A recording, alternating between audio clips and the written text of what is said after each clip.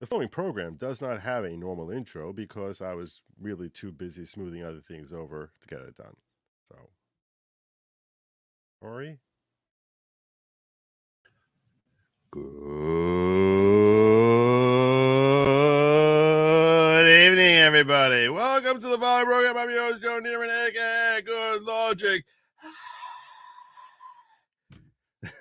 I always wanted to hear the cheering. Who doesn't want to hear the cheering crowd? That's the only reason I played. It's not the only reason I played football. But yeah. Okay, I digress. How y'all doing?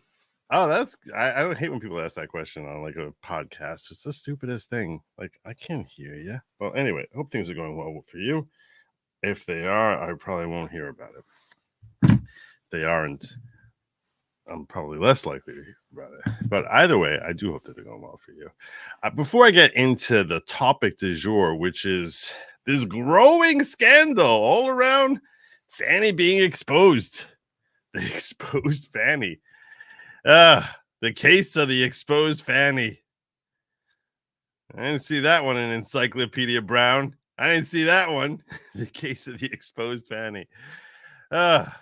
Yeah, before I get to that, there's another story which caught my eye just like a moment or so before I came on here. Well, a moment or so before I was making coffee. But a moment or so before that is when a story caught my eye that I felt like I should share with y'all just because I like you.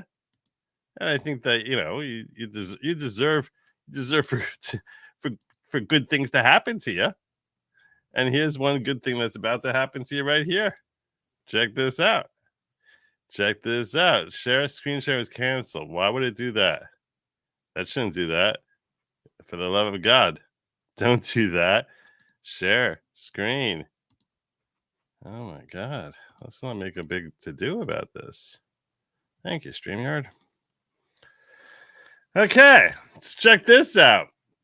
This is the funniest thing going on in politics right now, and all the progressives in New Hampshire screaming to write in Biden when the DNC's base tell them to shut up and their votes don't matter. How does anyone take these jokers seriously? So here's your update. The New Hampshire Attorney General Office sent a cease and desist letter to the DNC over its letter calling the state's upcoming Democratic presidential primary meaningless. When I first read this story, I was like, I'm very confused. What's even happening here? What the hell is even going on here? And then I was like,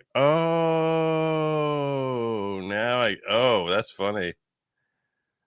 At NHDOJ is accusing at DNC of voter suppression. They're suppressing the vote. The DNC suppressing the vote. Who would have thunk it?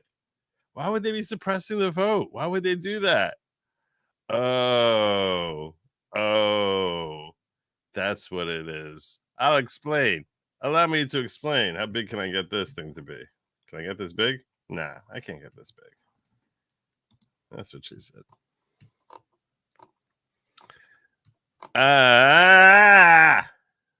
It looks like that's as big as it's gonna. It looks like that's as big as it's gonna get. It looks like it. Let's do it this way. I don't know. Maybe you can see some of it. I can't see it. I mean, I can see it on my. I can't. Whatever. All right. Let's just do it this way. This is fine. It's gonna have to just be. Okay.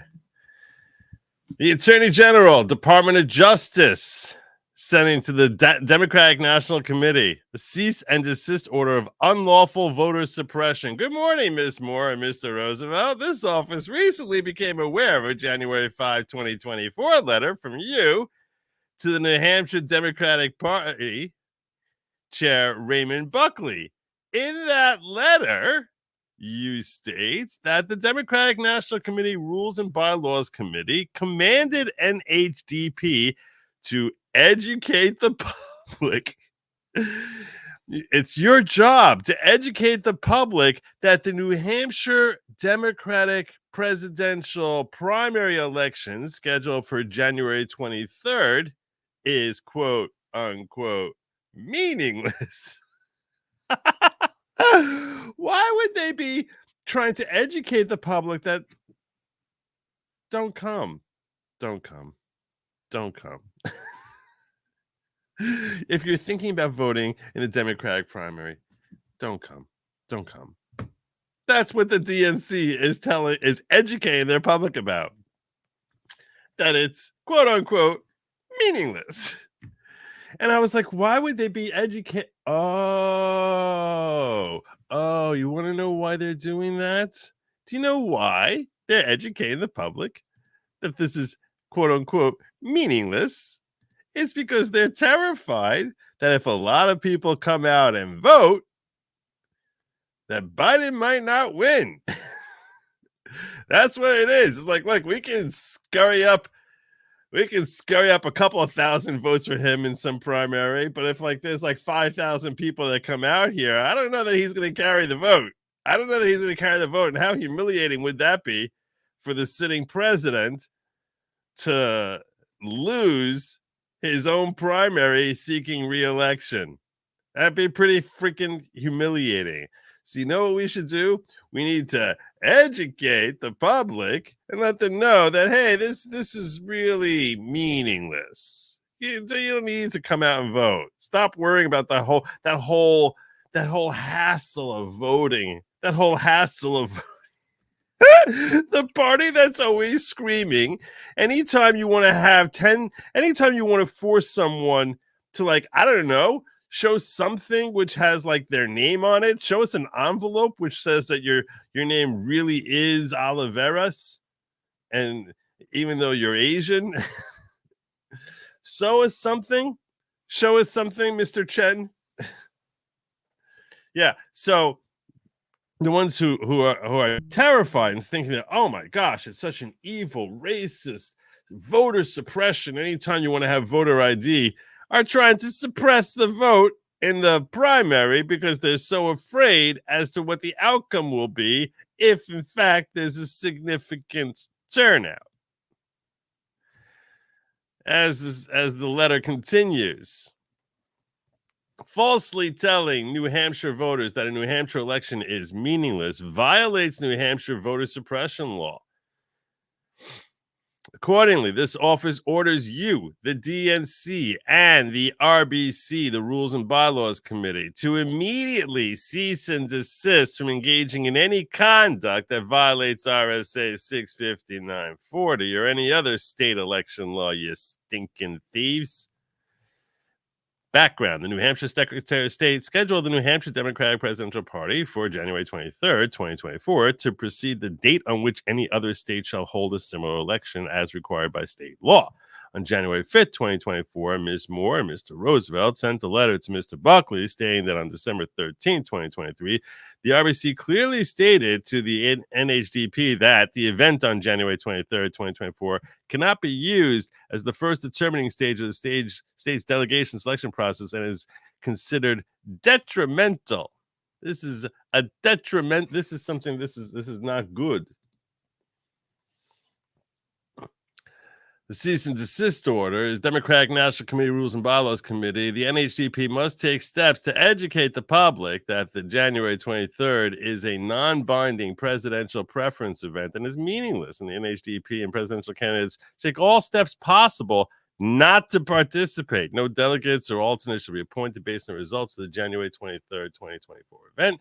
No scheduling events related to the election of delegates or alternates in New Hampshire based on January 23rd event. In that letter, Ms. Moore and Mr. Roosevelt further stated that the RBC looks forward to receiving an updated compliant delegate selection plan by January 15th.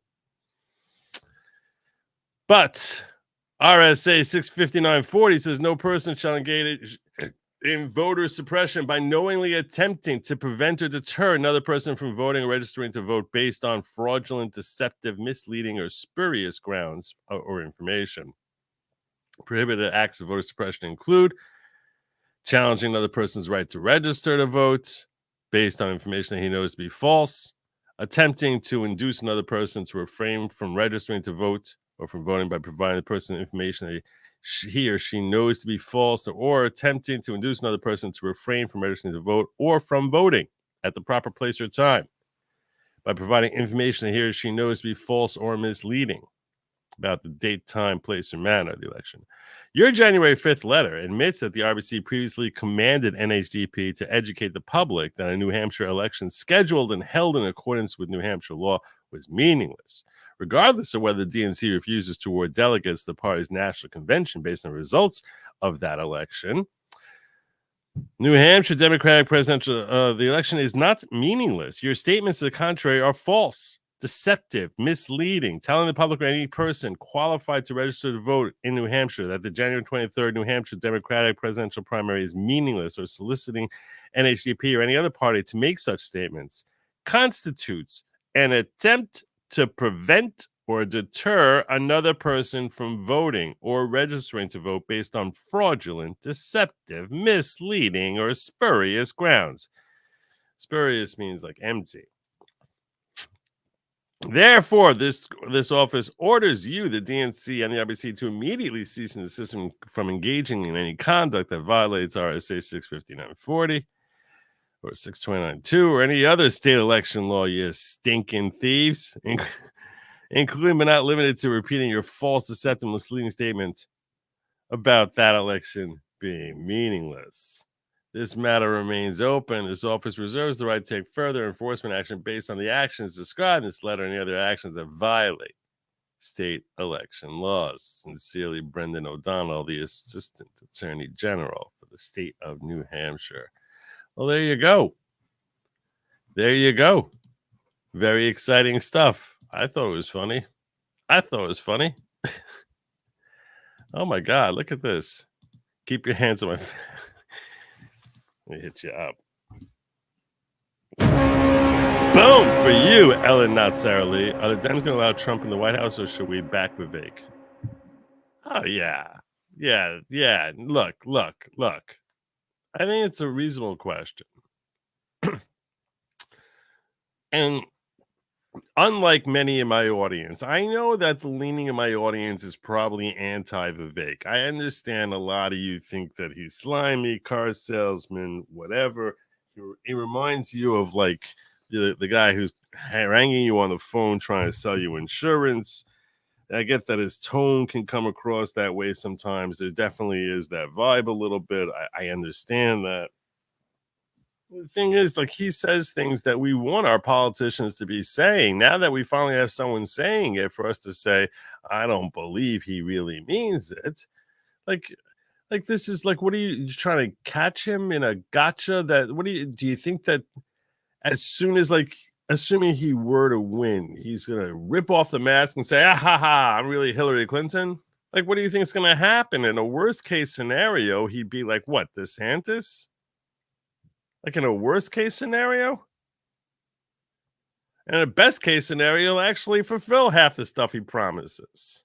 But in a worst case scenario, he's a neocon, right? I mean, that's essentially what he's going to be.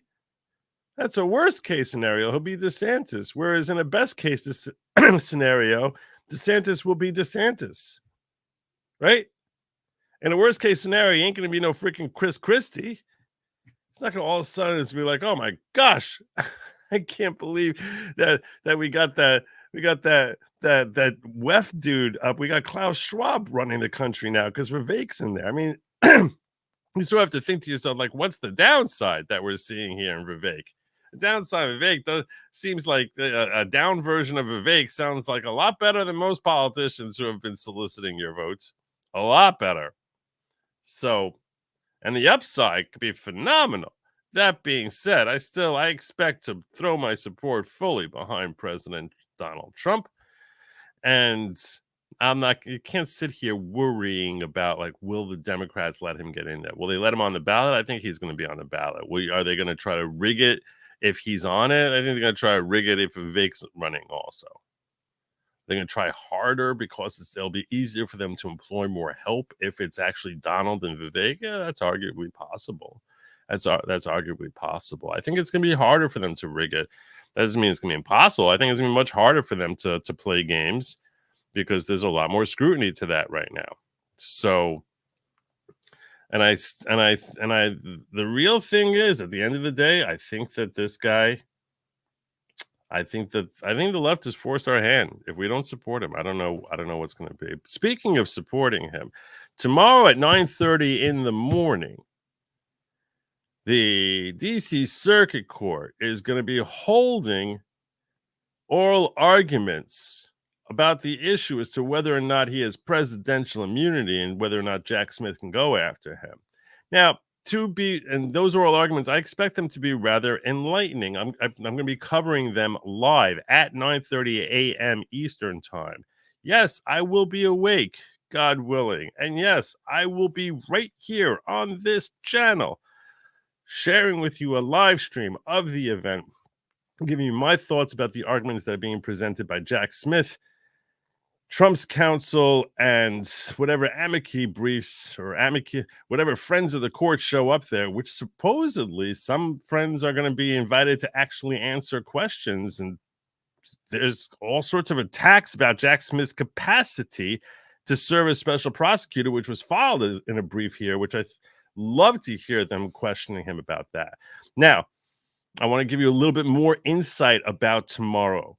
So this is really the first appellate court review of this issue ever, which makes it a significant event.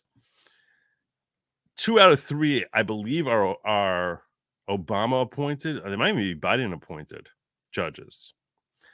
If in fact Trump loses here, and it's possible if Jack Smith loses here, either way, we may anticipate that they will ask for a rehearing en banc, which is Latin, spelled E-N, new word B-A-N-C, which basically means by the entire court. Tomorrow there'll be a panel of 3 judges from the DC Circuit Court who are going to be hearing arguments. En banc means we want the entire gamut of the 15 of you who actually hold office to rehear and decide this issue afresh. That's likely to happen, but all this should happen on a fairly expedited basis. And we'll be able to hear from them. Is the Washington, D.C. Circuit Court more left-leaning? Yeah, they are. Can't deny that. They're definitely left-leaning. Historically, traditionally, they tend to be fairly left-leaning. We'll see what happens. Even if you're left-leaning, it's tough to get past that impeachment clause issue. I'm going to be curious to see how they're going to be able to ignore the impeachment clause issue, because the impeachment clause issue, either they're going to try and qualify and say that it's not it's not in the penumbra of his presidential duties, which that's really an interesting read. They might make that argument, or they might, I guess Jack Smith is hoping that even if it falls within that ambit, you still don't need to be convicted by the Senate in an impeachment proceeding prior to bringing criminal charges against the former president. So, but that's all tomorrow morning at 9:30. Law of self-defense. I can't believe Joe is having a show about Fanny, and I'm not a guest. I'm considered something of a professional subject, Joe. Just say.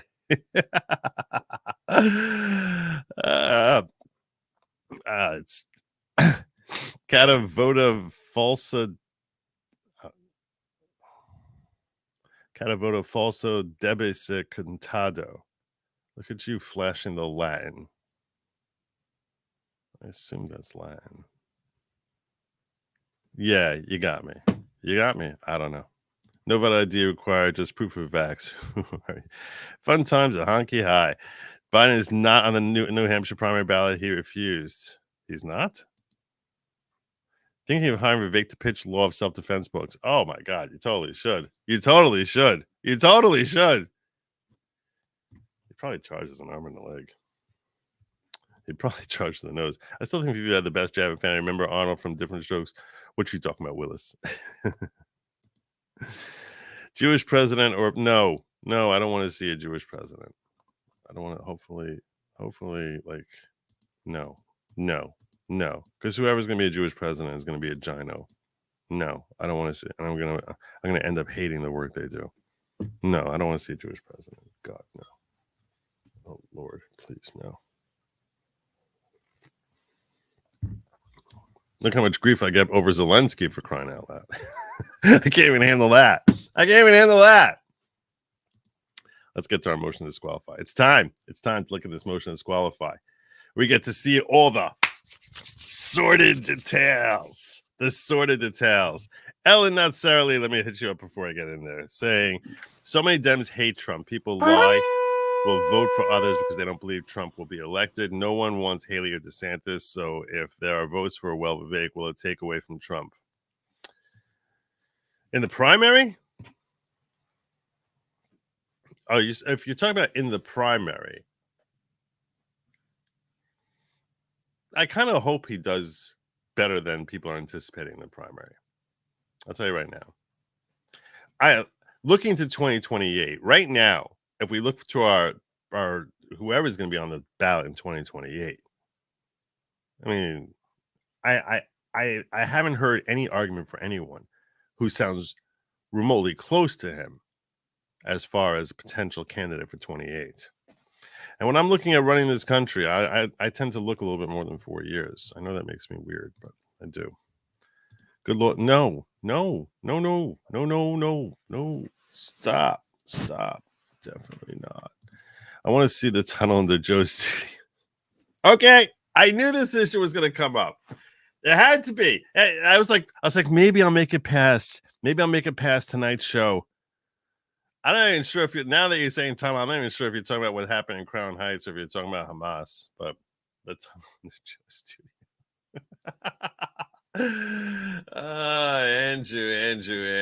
Andrew. All right, I'm going to get this out of the way, okay? I'm going to get this out of the way because I think you might be referencing it here with this super chat. So I'm going to get this out of the way really quick, okay? Because this was shared with me by potentially criminal Sean. He sent me a DM asking me if I know about this, that was when I first became aware of it, is when he shared it with me. And I will share it with you. So this is what he shared with me.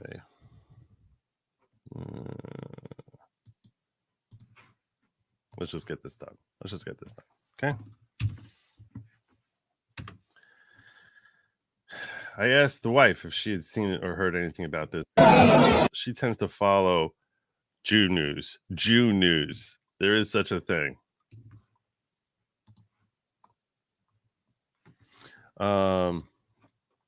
So let me share this. Have I heard of Akira the Don? Oh, he is amazing. He's a friend of mine. He's brilliant. Like, he's actually, like, forgetting that I like his work, but like, he's very intellectual. Like, I've had him on at least twice.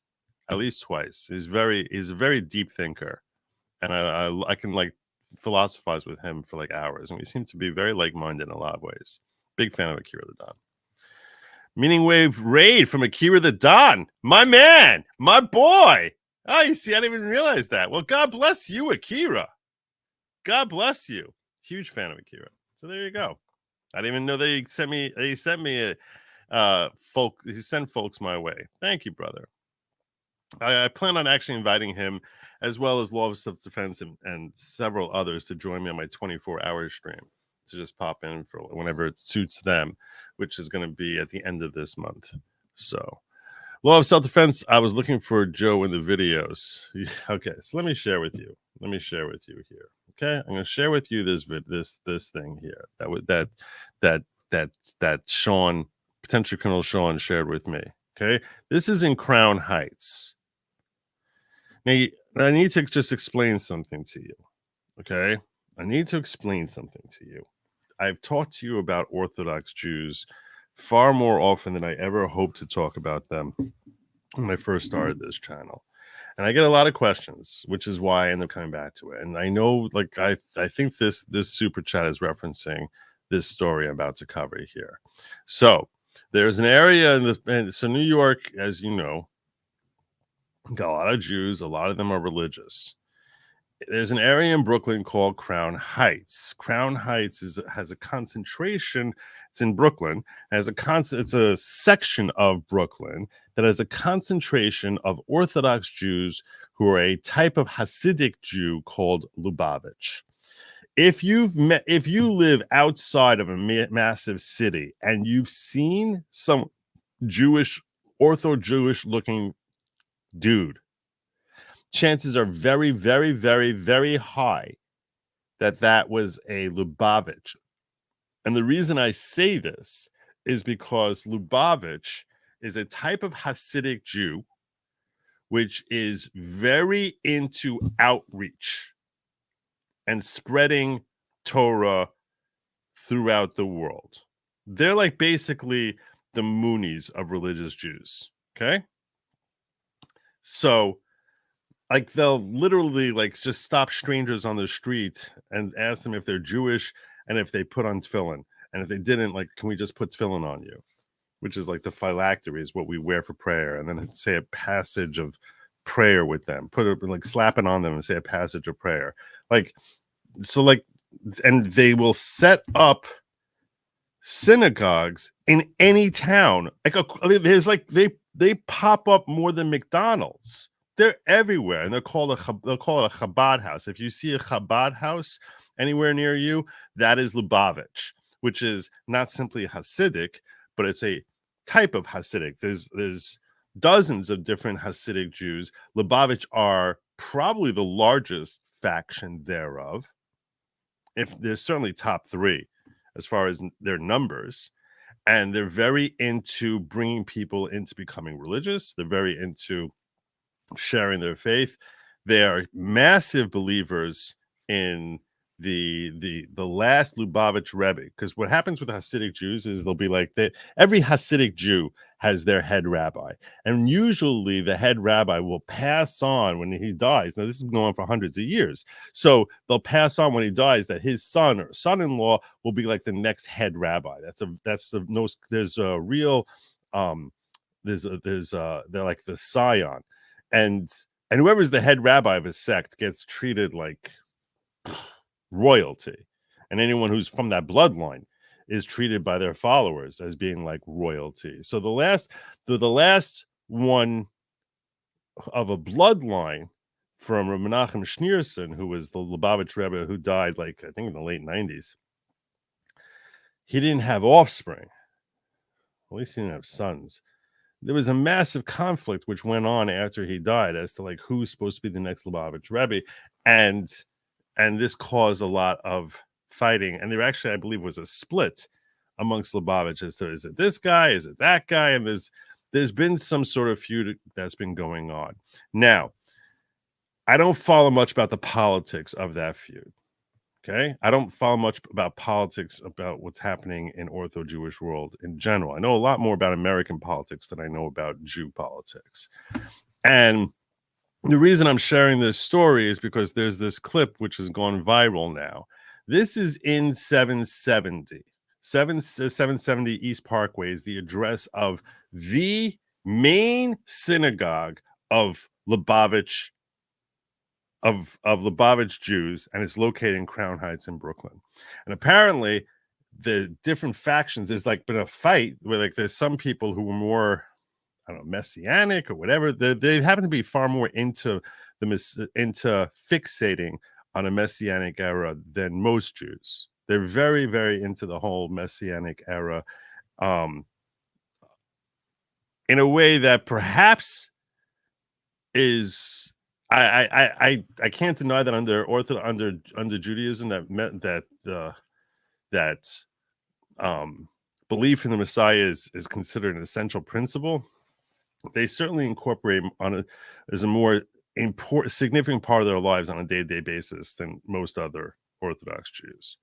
So anyway, bottom line is there's this friction that's going on now, and apparently there are people building tunnels without license or into 770. It's everyone, all Jews just refer to it as 770. It's an address, 770 East Parkway. So Jews just call it 770, and they know that you're talking about the main hub, like ground zero for Hasidic Jews. So apparently there's this tunnel that was being built there, and the people who are controlling 770 didn't want it to happen. And these other Orthodox Jews who are these young students started building tunnels, and they had to call in the NYPD to get them to stop.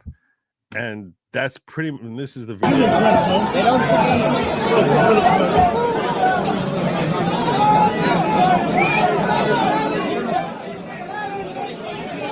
There are claims of vandalism. is basically Ortho Jews vandalizing other Ortho Jews. This is not how it was back in the Height. I think that's the tunnel they built, and those are some of the young. I think that's what it is, which is crazy. I mean, it's crazy. I've never even heard. This is just bizarre to me.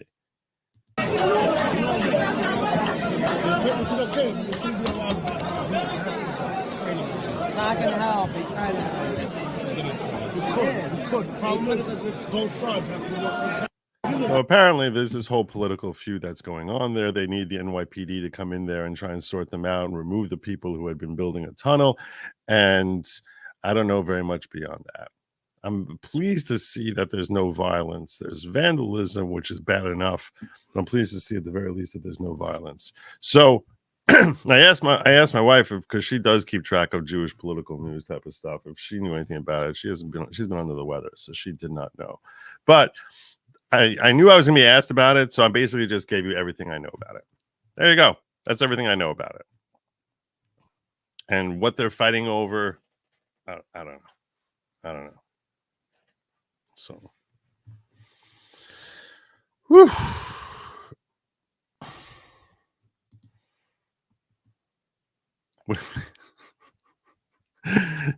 It's not an acronym. That would just be a contraction. Jew News would just be acronym. It would be a contraction of Jews. You're looking for me in the videos. I wasn't in the videos. I'll tell you this much.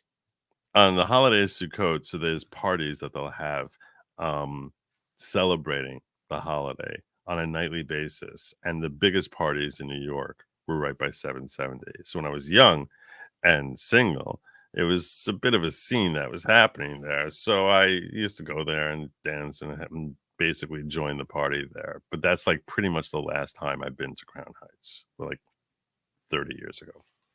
So, do Jews actually do missionary work to make converts like Christians do, or do you have to find your way to Judaism by personal interest?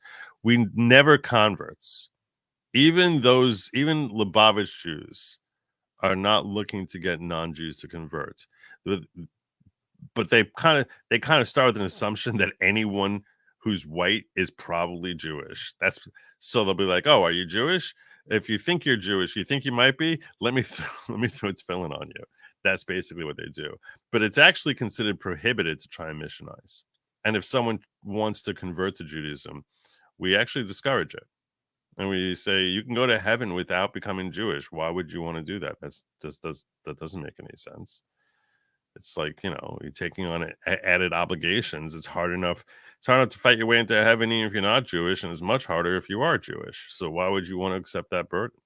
That's essentially, and you're restricting. You're not, for example, food.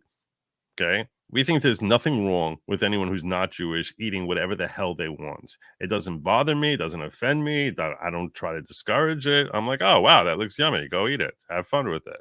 I can't eat it. But it's like if you decide to embrace the faith, so it bothers us, the idea of people embracing the faith and then not following the faith. So we're just don't convert. You can go to heaven. We believe that there's plenty, like millions of non-Jews who are in heaven. You don't need to become Jewish to go to heaven, from our perspective. So why do it? We'll talk about it. No. Gosh, no. Oh my gosh.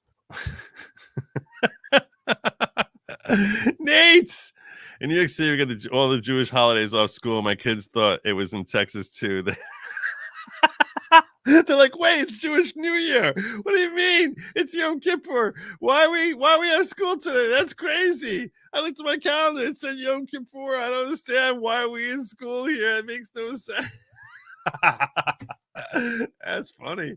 That's really funny. I feel bad for your kids. They're like, that's not cool. That's not cool. We thought we were getting off a Sukkot.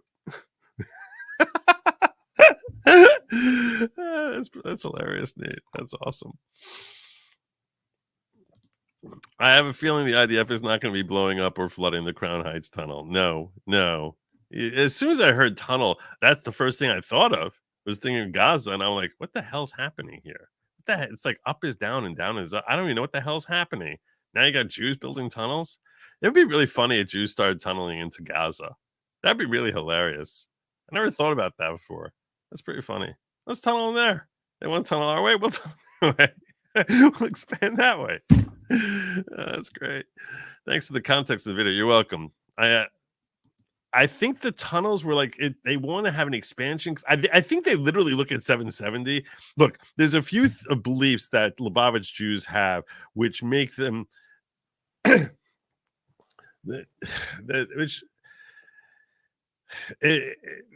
makes them really outliers amongst Ortho Jews.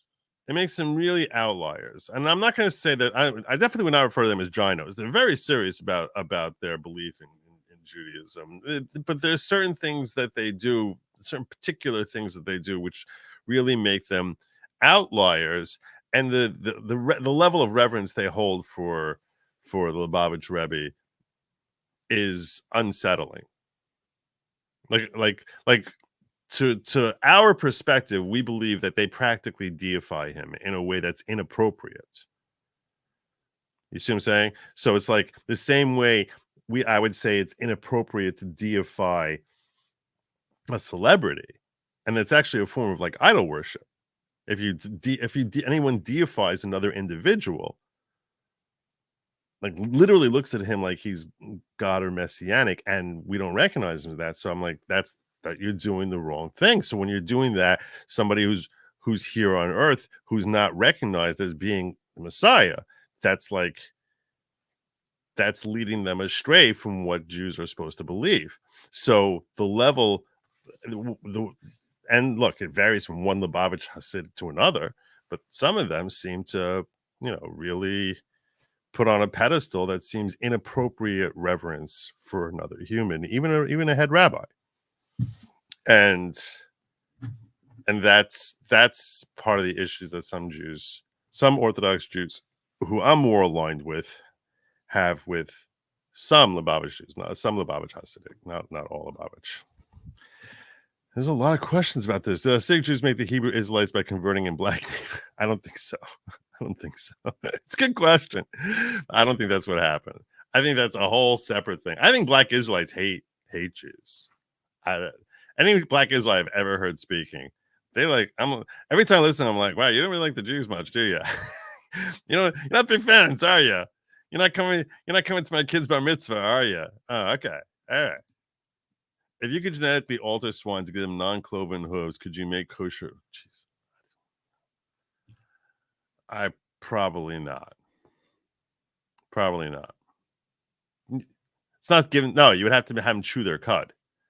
They have cloven hooves. They have to have cloven hooves and chew their cud. That's what it is. So they have the cloven hooves. But in other words, a rabbit chews its cud but doesn't have cloven hooves. So the real way to ask that question is if you can give a rabbit genetically cloven hooves, would that make it kosher? I don't know. Would it still be a rabbit at that point? I got a link to more of the video. Would you be willing to share it on stream? I really want to get into this motion. It's 120 pages, and I'm like, it's 11 o'clock already. I haven't even started, and I'm not going to know anymore. Like when I see it, I'm not going to know what I'm even looking at. So because I don't know enough about this friction. So I appreciate the offer, but I'm going to respectfully decline, and I really want to get into this motion. So I think that this motion is interesting. And I'll tell you this much. When I first heard about this, when I first started reading about this, and what we're basically fixating on is this. Michael Roman is a co-defendant of Trump in the Georgia RICO case that was brought against Donald. So he's a co-defendant, and his counsel has unearthed a relationship between Fanny Willis and the special prosecutor that she had to look into to Donald Trump and help her bring this case, by the name of Nathan Wade. And what they found is that there's that he's not really experienced at serving in this capacity. He's racked up. She signed off on behalf of the state over $1 million in fees. They're spending money together, which seems like insider dealing.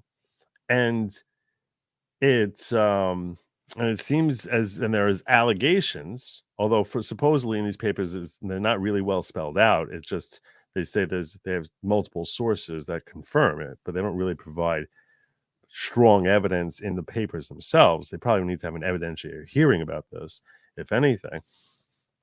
But the allegations are that there was a personal relationship between Fanny Willis and Nathan Wade. And what that should lead us to question is, and accordingly, that this prosecution should be dismissed.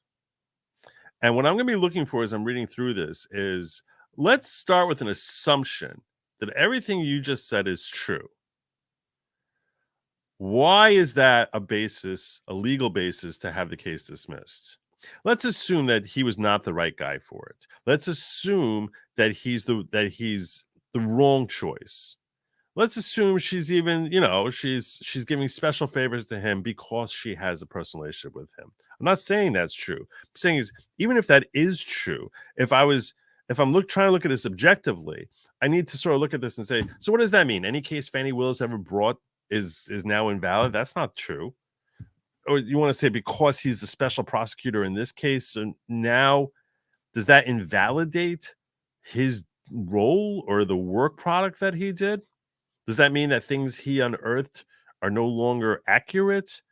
Like, you sort of have to come to a legal basis as to, like, okay, this unusual relationship is now a basis to dismiss the case. It's very easy to say, wow, there's all sorts of corruption going on there.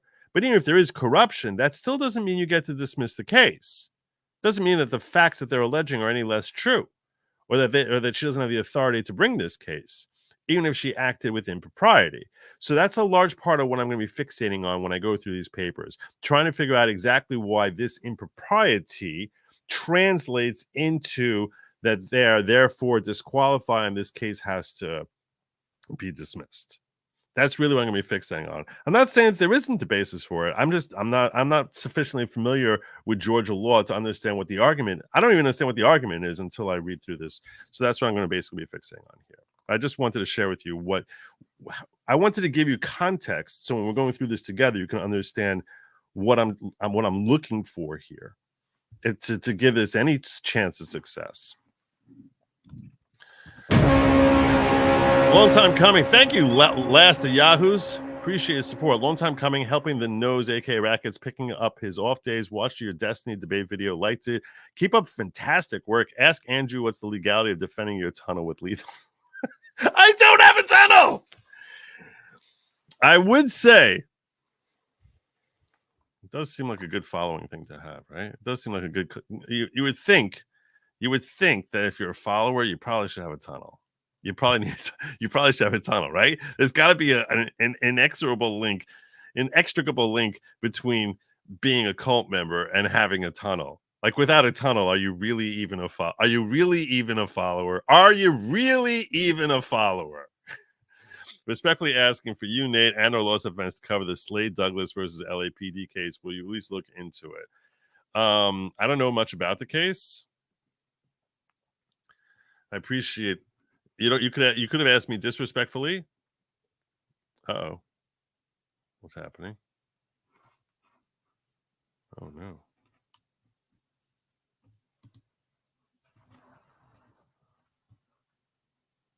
I was having all sorts of Chrome issues. I don't know if you guys did you guys lose me?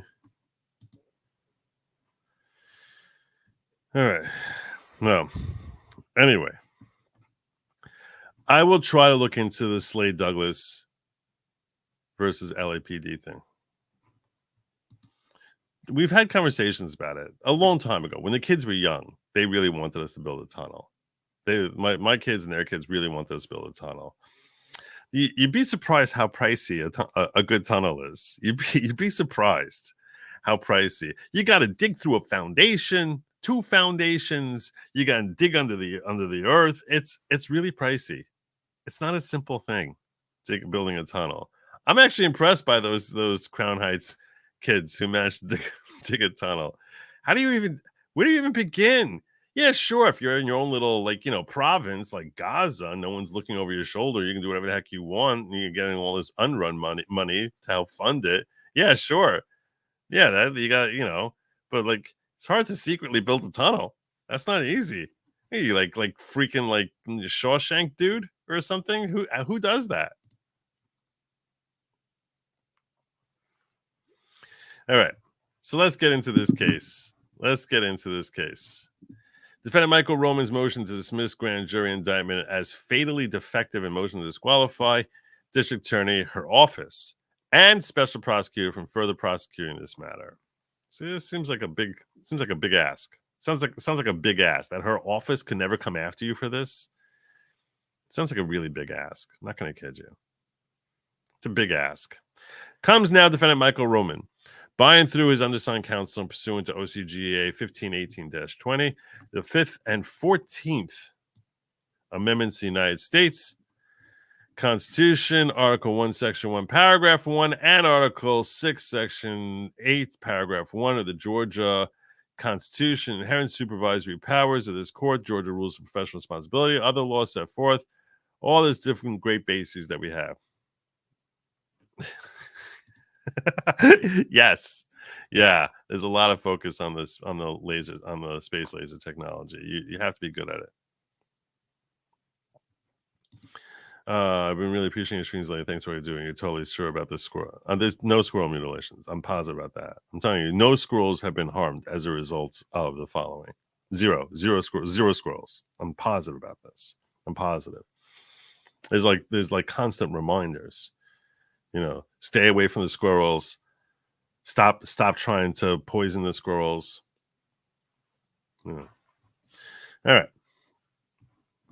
Other laws set forth herein moves the Honorable Court for an order striking the special purpose grand jury report and dismissing the criminal indictment in its entirety against Mr. Roman on the grounds that the entire prosecution is invalid and unconstitutional because the Fulton County District Attorney never had legal authority to appoint the special prosecutor who assisted in obtaining both grand jury indictments.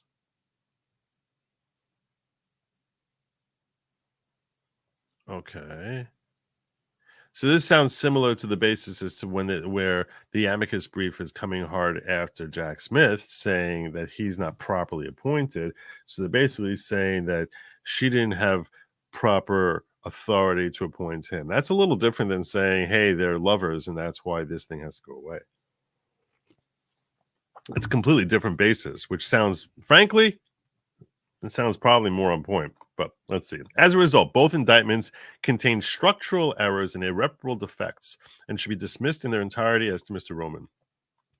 Now, I should point out that to the extent this applies to Mr. Roman, it almost certainly would apply to Donald Trump also. That's why this is significant from the eyes of the national stage, because it seems as if this works, to the extent this works for Roman, you would think it would work for all of Roman's co-defendants, including President Trump. Mr. Roman also moves the court for an order disqualifying the district attorney of her office and the special prosecutor from further prosecuting an instant matter on the grounds that the DA and the special prosecutor have been engaged in an improper, clandestine, personal relationship during the pendency of this case, which has resulted in the special prosecutor and in turn the district attorney profiting significantly from this prosecution at the expense of the taxpayers.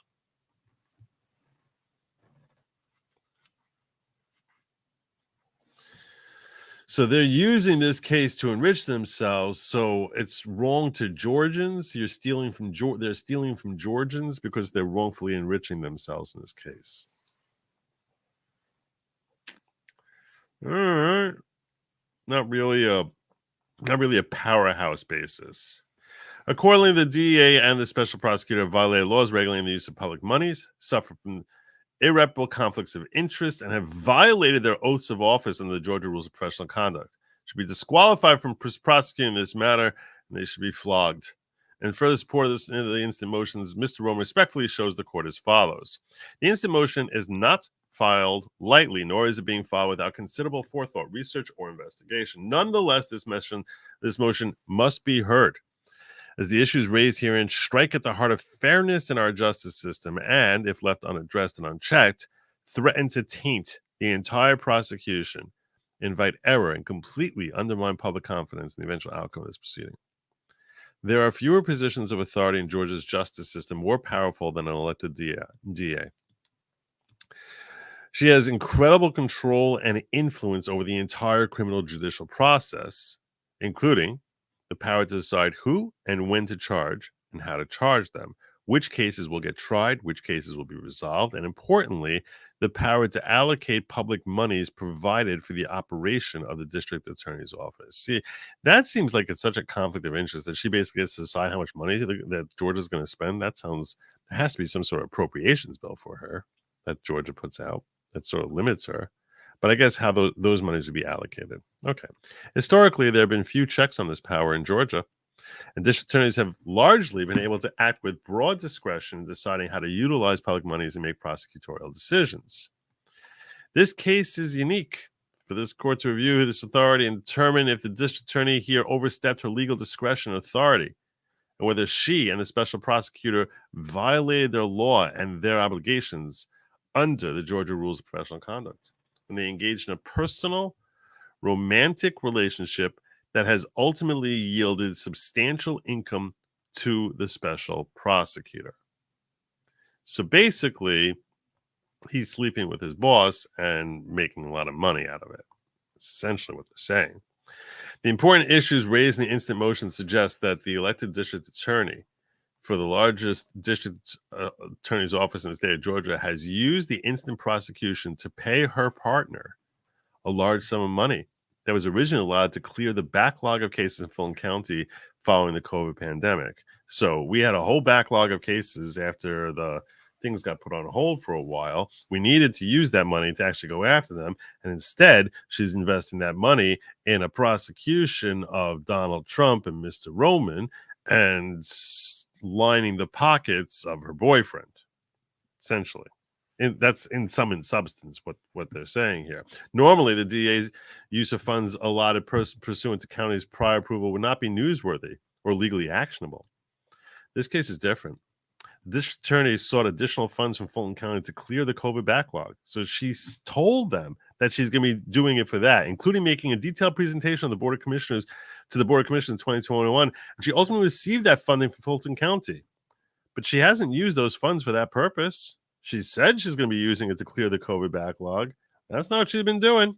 Instead, she's been kicking out to her little boy toy there. She apparently has used them to prosecute this case, even assuming that they were proper and could be forgiven. Even assuming that were proper and could be forgiven. Even within the contours of this prosecution, there's a separate and very important concern about her use of the money. As the layers unfold, it becomes clear the district attorney and the special prosecutor have been profiting personally from this prosecution at Fulton County's expense. Instead of handling this case within her office, as she could have done, given the influx of COVID money, she got the money for that. She could have paid people overtime, handle it within her own office.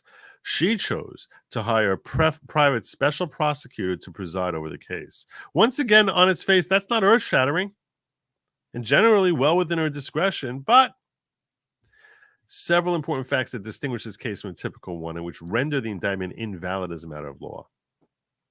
Under Georgia law, the district attorney was required to obtain Fulton County's approval prior to appointing the special prosecutor to work on the case. So you got to first go to the county if you want to go get a special prosecutor. The reason for this requirement is simple. It ensures the district attorney cannot act unilaterally with regard to public monies and subject to the control and supervision of the governing body. Fulton County, i.e. Fulton County, so the public has confidence in how the money is used. So that's the requirement. That's the regulation. Undersigned counsel has found no evidence that district attorney sought or received such approval to appoint the special prosecutor from Fulton County. See, now this to me is a more significant thing. This is a more significant thing because if she doesn't have the authority to appoint him as special prosecutor, and he's not operating for the state of Georgia because he's some private third party, so he can't come in and act on behalf of the state of Georgia, presumably, and to the extent that he's doing that, nothing that he's doing here has legitimacy. And if you're using illegitimately obtained records, information, investigative reports as the basis of the indictment, that sounds like something that could play into a dismissal of the case. This is not a mere technicality. It's a requirement the Georgia Supreme Court has held must be followed when a special prosecutor is appointed, and therefore a prerequisite for any special prosecutor's work on a case, including the instant case. Since the DA was fully capable of asking for authority for additional funding following the pandemic, then it's clear she knows how to do that. It's sort of their way of throwing in there, we know she knows how to ask because that's what she did. So that begs the question of why she did not do so with regard to the approval for the special prosecutor in this case. And that's a little sus also. Why are you not asking for that unless you're worried that that's going to start getting scrutiny? And you figure, you know what? I got a little extra money in the coffer because we got this COVID relief funds, our own personal COVID justice district attorney office money for relief for the DA's office. And now I can start spending that. That's not how you're authorized to spend that money. One could assume it was an oversight, but digging deeper, the potential reason becomes obvious. As has been pointed out in prior filings, the special prosecutor's oath of office was never filed. While this may have been an oversight, it may have been purposeful, a specific attempt to shield from public knowledge the fact that the special prosecutor had in fact been appointed without legal authority. Perhaps more important and enlightening, however, is the identity and qualifications of the specific person that the DA chose to put in charge of this prosecution. Now, I haven't been watching the filings on this. I'm wondering the extent of his role as special prosecutor. They're referring to him as lead. Every time we see this case, I see Fanny Willis front and center and not this guy, Nathan Wade. So, but if he is the guy who's basically, the lead prosecutor, as is being implied in this application, you sort of have to ask yourself what the basis of that status is if he's not properly approved under Georgia law. This is very similar to what we saw in the amicus brief, which I'm hoping will be orally argued tomorrow at 9:30. In case you join late, and I keep pimping it because I want you guys to watch this tomorrow morning, 9:30 on this channel. I will be live streaming oral arguments in front of the DC Circuit Court, and they're going to be weighing the question about whether or not Trump has immunity from these criminal charges. And I'm going to be and there was an amicus brief that was filed, which supposedly the filers are going to have a chance to argue in front of the court also. And we reviewed that amicus brief, and in that amicus brief, they claim that there is no basis in law for there to be an appointment of a special prosecutor. And even if there were bases, that Jack Smith cannot be selected by Merrick Garland. This has to be done by the president. And then the president has to get confirmation from the Senate. And after he gets the confirmation, that's when the president appoints it. That's the only way this could possibly happen.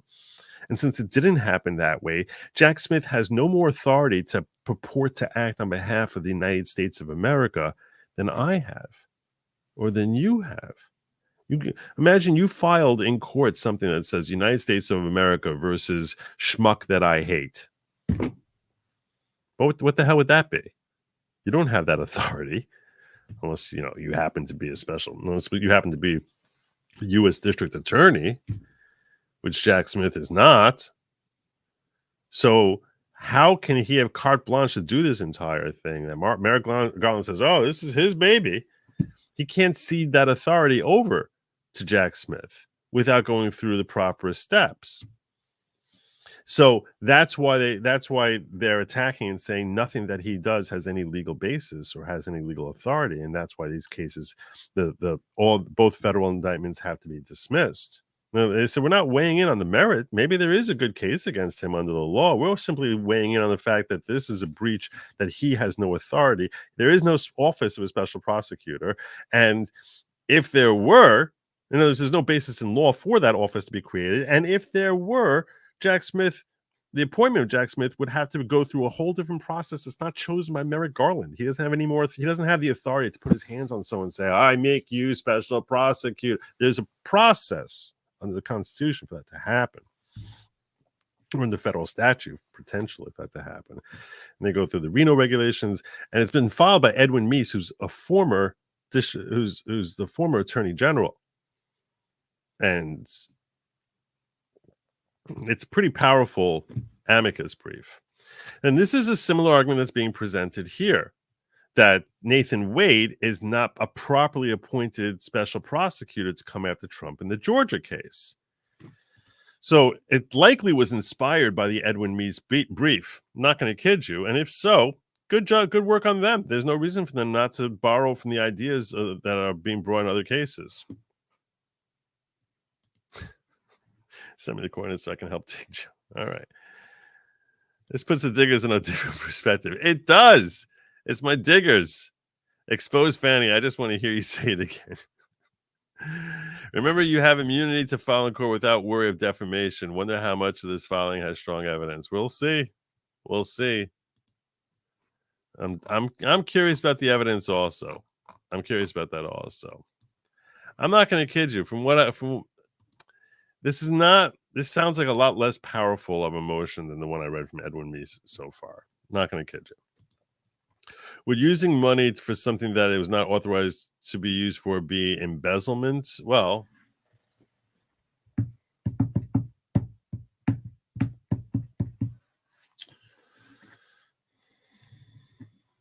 could be. I don't know enough about Georgian law to weigh in on that. I'm not even a criminal defense attorney, so I'm not going to hazard a guess. I'll say that what you're saying sounds like it could be a logical argument, but I don't know enough on it to. When I don't know, I'm going to tell you, I don't know. To me, it sounds logical, but I definitely don't know that to be true. So I don't want to mislead anyone and say, oh, yeah, that's embedded when I really don't know. Last, yeah, going to tip now for that VOD. Good future work. If I could predict the future, I'll be sleeping one off when you stream it. It's amazing to think that the rush to get Bad Orange Man, they may have dug themselves into a tunnel. I'm guessing. All right. The district attorneys, now we talk into who it is that they should put in charge of this prosecution. The district attorney chose to appoint her romantic partner, who at all times relevant to this prosecution has been a married man. Whoa. Uh-oh. Whoops. I'll tell you this much. I don't know if this motion has any merit at all. This is not a filing that Fanny wanted to be reading. No one wants to be reading this. Their blood is boiling when she's reading this. Oh my gosh. Wow. Admittedly, this is a bold allegation, considering it's directed to one of the most powerful people in the state of Georgia, the Fulton County District Attorney. Nevertheless, the district attorney's fame and power did not change the fact that she decided to appoint a special prosecutor, a person with whom she has a personal relationship and who's now leading the day-to-day prosecution of this case. Even assuming this type of nepotism might be forgiven in the abstract, a review of the amount of money that the special prosecutor has been paid by the district attorney and the personal activities of the district attorney and the special prosecutor during the pendency of this prosecution shed light on just how self-serving this arrangement has been. Now, I'm not going to kid you. This is a bit of tabloid type of practice that they're engaging in here. And it's possible a judge would be like, I don't care about that. I'm not weighing in on that. It's possible, if not likely, that a judge will say that. It's great fodder. This gets like, big headlines. It's juicy. It could be hurting the motion. They better have like a smoking gun on this. The court may well be wondering, and for good reason, how do you know this? And why does it matter? Oh, okay, this is good. All right, let's focus on this. How do we know this? Open record request in Fulton County reveal a district attorney did not obtain a county approval to appoint this special prosecutor. We got that. Why would the district attorney not obtain his approval prior to appointing a special prosecutor? There could be like 1,000 reasons. Doesn't mean it's a boyfriend. Special prosecutor has admitted his oath was not filed prior to his work in this case. Why would special prosecutor not just file the oath? A simple administrative task for a lawyer. I don't know. Special prosecutor is, you sort of need to bring home like what is in the oath that he's not able to attest to. Like why would his being appointed improperly preclude him from signing an oath? That's something they need to sort of walk us through. Special prosecutor is seeking a divorce in Cobb County and sought successfully to steal those records, hiding them from public view. Why would a private citizen such as a special prosecutor shield filings related to his income and spending from public view? See, that's a pretty weak question, because I got to tell you something. I think most people who get divorced would rather, especially if they're a relatively public figure, would do anything possible to shield them from public view. So to me, it's like, why? Because that's his private life and he doesn't want to basically share his private life with the world. So I don't think that doesn't sound sus at all. That just sounds like what anyone would do. I hope they got more than this. While the filings of divorce case is sealed by the court order, the legality of which is open to question, information obtained outside the court filings indicates the district attorney and special prosecutor have traveled personally together to such places as Napa Valley, Florida, and the Caribbean. And the special prosecutor has purchased tickets for both of them to travel on both the Norwegian Royal Caribbean cruise lines. Okay, that is indicative of a relationship. Traveling together to such places as D.C. or New York might make sense for work purposes in light of other pending litigation. But what work purpose could only be served by travel to these traditional vacation destinations? Yeah, going on a Norwegian and Royal Caribbean cruise lines together that she's paying for. Okay, so that's starting to paint a little bit of a picture. The district attorney and the special prosecutor have been seen in private together in and about the Atlanta area and believed to have cohabited in some form or fashion at a location owned by neither of them. What do you mean, like a hotel or something? Is that what you mean? Sources close to both special prosecutor and district attorney have confirmed that they had an ongoing personal relationship during the pendency of the special prosecutor's divorce proceedings. According to these sources, personal relationship between the DEA and the special prosecutor began before this prosecution was initiated and before the district attorney appointed the special prosecutor. Undersigned counsel knows the special prosecutor and has researched his litigation experience. That research reveals that the special prosecutor has never tried a felony RICO case. State of Georgia and the city of Atlanta has several lawyers who specialize in the prosecuting and defending RICO cases. Despite having access to these resources, why would the district attorney instead appoint someone who's never tried a felony RICO case, particularly in a case with such national significance as this one? That is a little weird. It does seem nepotistic. Special prosecutor, based on his lack of experience in this type of felony, would not be qualified under Fulton County standards be appointed to represent any defendant in this case, given the complexity of the charges. If the special prosecutor is not qualified to defend this case under Fulton County standards, how is he qualified to prosecute the case? Is that why the district attorney did not seek approval for his appointment? Meaning, she would have struggled to sell him. That's what they're getting to. If she had to go in front of some board and explain why she's hiring Nathan Wade, she can't say, well, look, the reason I'm hiring him is because the dude is really good in the sack. She's got to come up with something that's, justifiable and put out his CV there as a basis to why it is that she thinks he's the man for the job and not the man that she wants to just give a job to of one kind or another. Now, I didn't say it. I'm just saying. So that being the case, she would have to put out there and say, oh, well, here's his history. He's done this. He's done that. He's the perfect guy. He's the best candidate. I think he's most qualified. And yeah, usually when you're spelling out qualifications for someone to sit and prosecute, you're not going to be describing, physical attributes that you personally find appealing. If so, why seek to appoint an unqualified lawyer without approval to preside over this prosecution? Since being appointed as special prosecutor has been paid an estimated almost $1 million in legal fees. Of course, additional fees would be expected when private counsel is hired, but that would assume they're not in a relationship with this attorney and they're qualified to do the work they're hired to do, it seems like he fails on both these points. It looks like he's in a relationship and there's no basis to believe that he's qualified. He's basically raking in lots of money. Special prosecutors' fees have been lucrative in comparison by any reasonable measure. The district attorney's yearly salary, including state and county supplements, is $198,266.66. Total annual budget for the Fulton County District Attorney's Office of fiscal year 2022 was $31 million.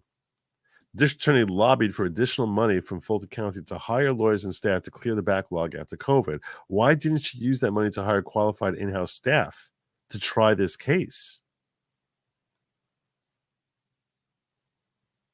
She could have hired like 4 attorneys, 5 attorneys, paid them less than $1 million. Why did she say to use that money to retain a special prosecutor, in particular this one who's not qualified? It doesn't seem like he's qualified. These are fair questions to ask. But why is this important? Well, the district attorney's failure to obtain the required approval to appoint the special prosecutor prior to obtaining indictments against Mr. Roman rendered the special prosecutor's service in that role a nullity and without effect under Georgia law. So the indictments he assisted in securing suffer from a structural and irreparable defect and must be dismissed.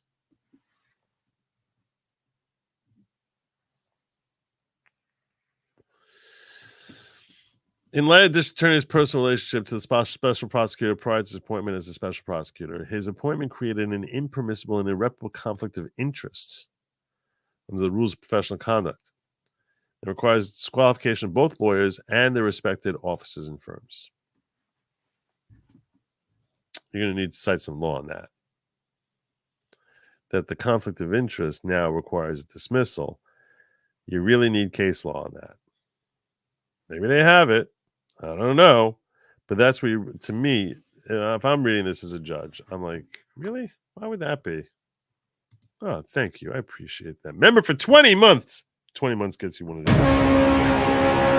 Grimm's Bar, a.k.a. guy whose first name I'm not supposed to use, and yet invariably do, Jonathan. Sorry. My bad.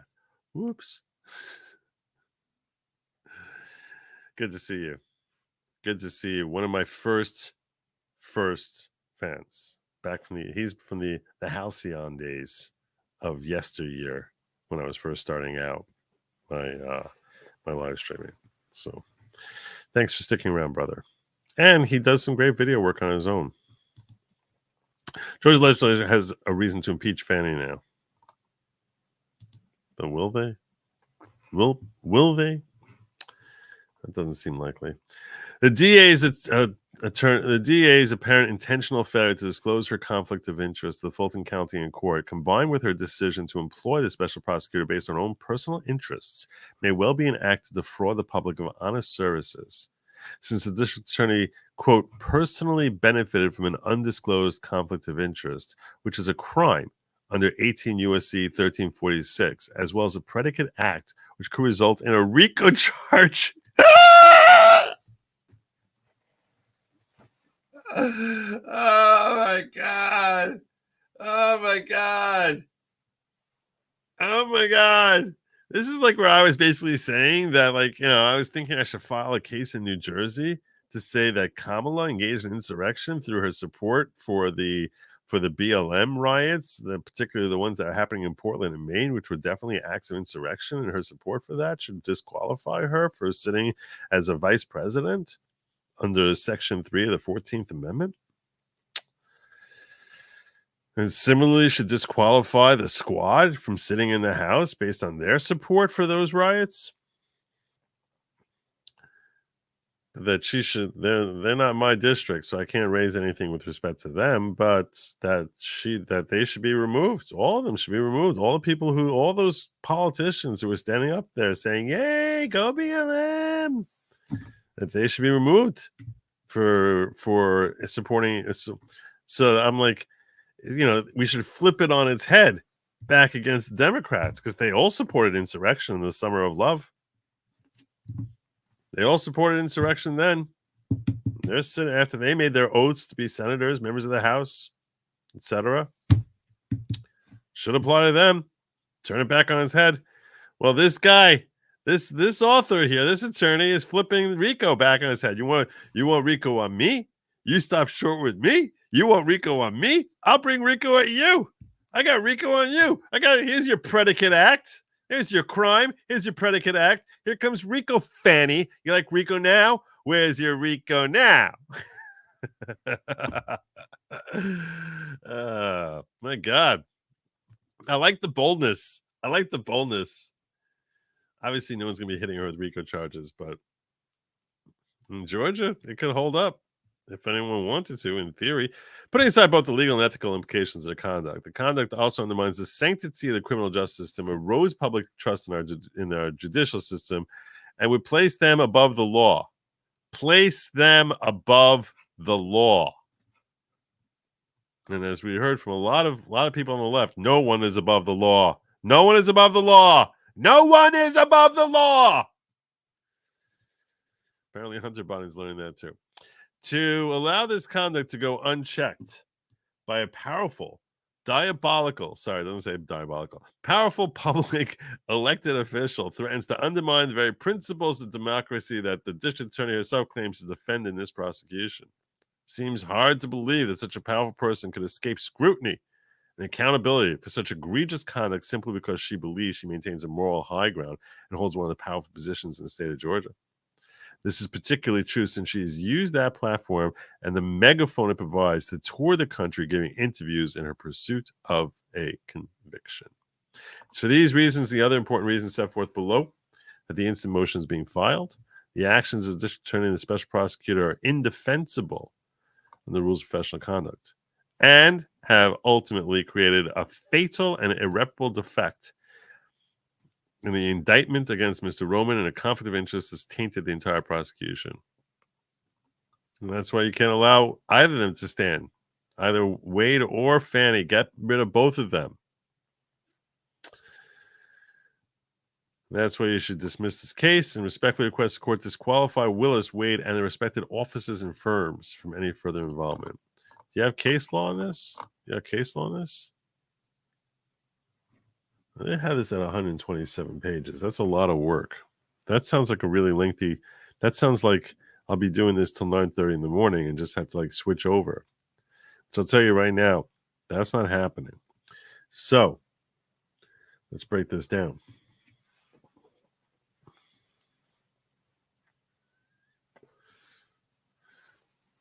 We got our synopsis there.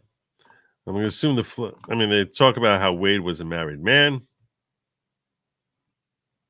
And when this thing started, and day after his first contract, on November 2nd, 2021, a day after his first contract with Willis commenced, Wade filed for divorce and had the divorce proceedings sealed. And we still learn they travel personally to Napa Valley, California, Florida, Caribbean, going on these cruises, life being really exciting for Fanny and her new little boy toy. And the district attorney and special prosecutor has been seen private together in a personal relationship capacity. This is their way of basically trying to say, yeah, people saw them going into hotel rooms together. That's why they're saying cohabited. Because they're writing it in the legal document, they're trying to be they're trying to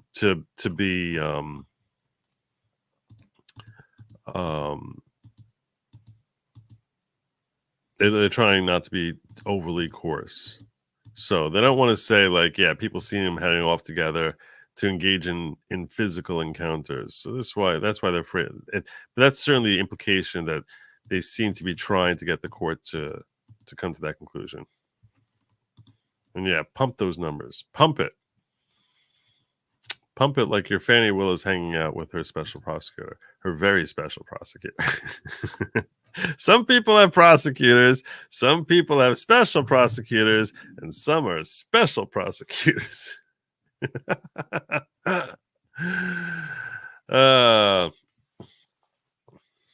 Okay. Willis contracted with. Let me make sure I'm good over here. I think I'm good. Things are quiet here. Quiet.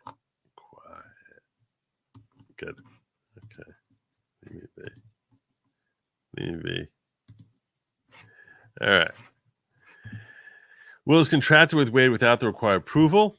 Fulton County failed to disclose her personal relationship with Wade before contracting with him, and how she took the COVID money and claimed that we had a backlog in order to get this extra money, and then basically used that money on her little boy toy.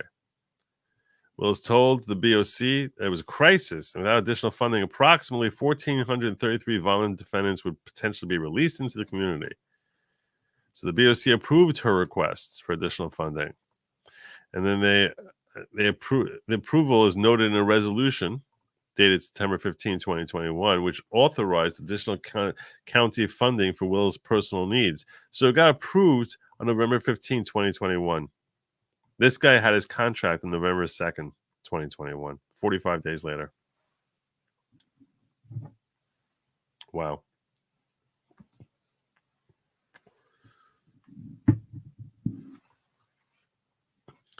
Willis was awarded these additional county funds to investigate and prosecute the backlog criminal cases. But we've confirmed through open record requests and direct inquiry with representatives of Fulton County, Willis did not seek or receive authorization to contact or pay Wade as an outside counsel to serve as a special prosecutor. Co-Defendant counsel spoke directly with Fulton County Commissioner, who verified that Willis never got approval for Wade to be appointed or paid. So it's not just my own speculation that I haven't been able to find anything, but that's what we've heard as well.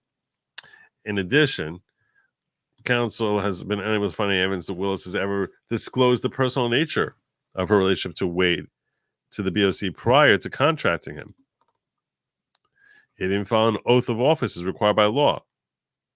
So let's look into this, because I'm not sure what the significance of this oath is, and I am curious about that. That's the sort of thing that I'm like, all right, so you keep talking about how he didn't file this oath. Why does that matter?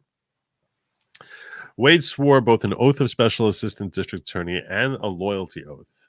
The oath of Special Assistant District Attorney was sworn on November 1st, 2021, before the Honorable Judge Belinda Edwards. The loyalty oath was sworn on November 25, 2021, and was notarized. The loyalty oath was not filed as required by statute until September 7, 2023, which was after Wade had appeared and participated in both the SPGJ and the GJ case, grand jury, I guess. Thus, at the time Wade appeared before and assisted the special prosecutor grand jury and had not filed an oath of officer of special prosecutor in any Georgia court and was not under a valid employment contract with Willis. Despite this, Wade signed numerous subpoenas for the SPGJ as a special prosecutor. In other words, he purported to have that authority before fulfilling the requirements. I'm going to tell you right now, it's an interesting. This sounds a little ticky-tacky, but let's see if they have any more meat on this bone. Sometimes ticky-tacky stuff can work if you have a sympathetic judge. It can work, but nobody feels comfortable. They wouldn't. I can't imagine a judge would feel comfortable dismissing something of this magnitude on a technicality. So if this is merely a technicality, I don't expect the judge to take the bite on it. Even if it's technically accurate, it's like, okay, fine. Yeah. So he signed it later. Okay.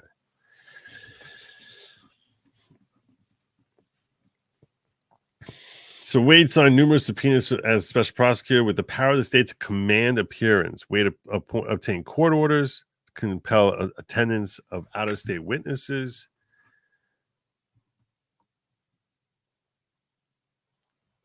Wade negotiated legal immunity deals on behalf of the state for certain witnesses appearing before the SP grand jury. When Wade then presented his indictment to a criminal grand jury on behalf of the state of Georgia, Wade has represented the public defense counsel in this court that he's a duly authorized special prosecutor in the filing proceedings and has filed pleadings into the court record.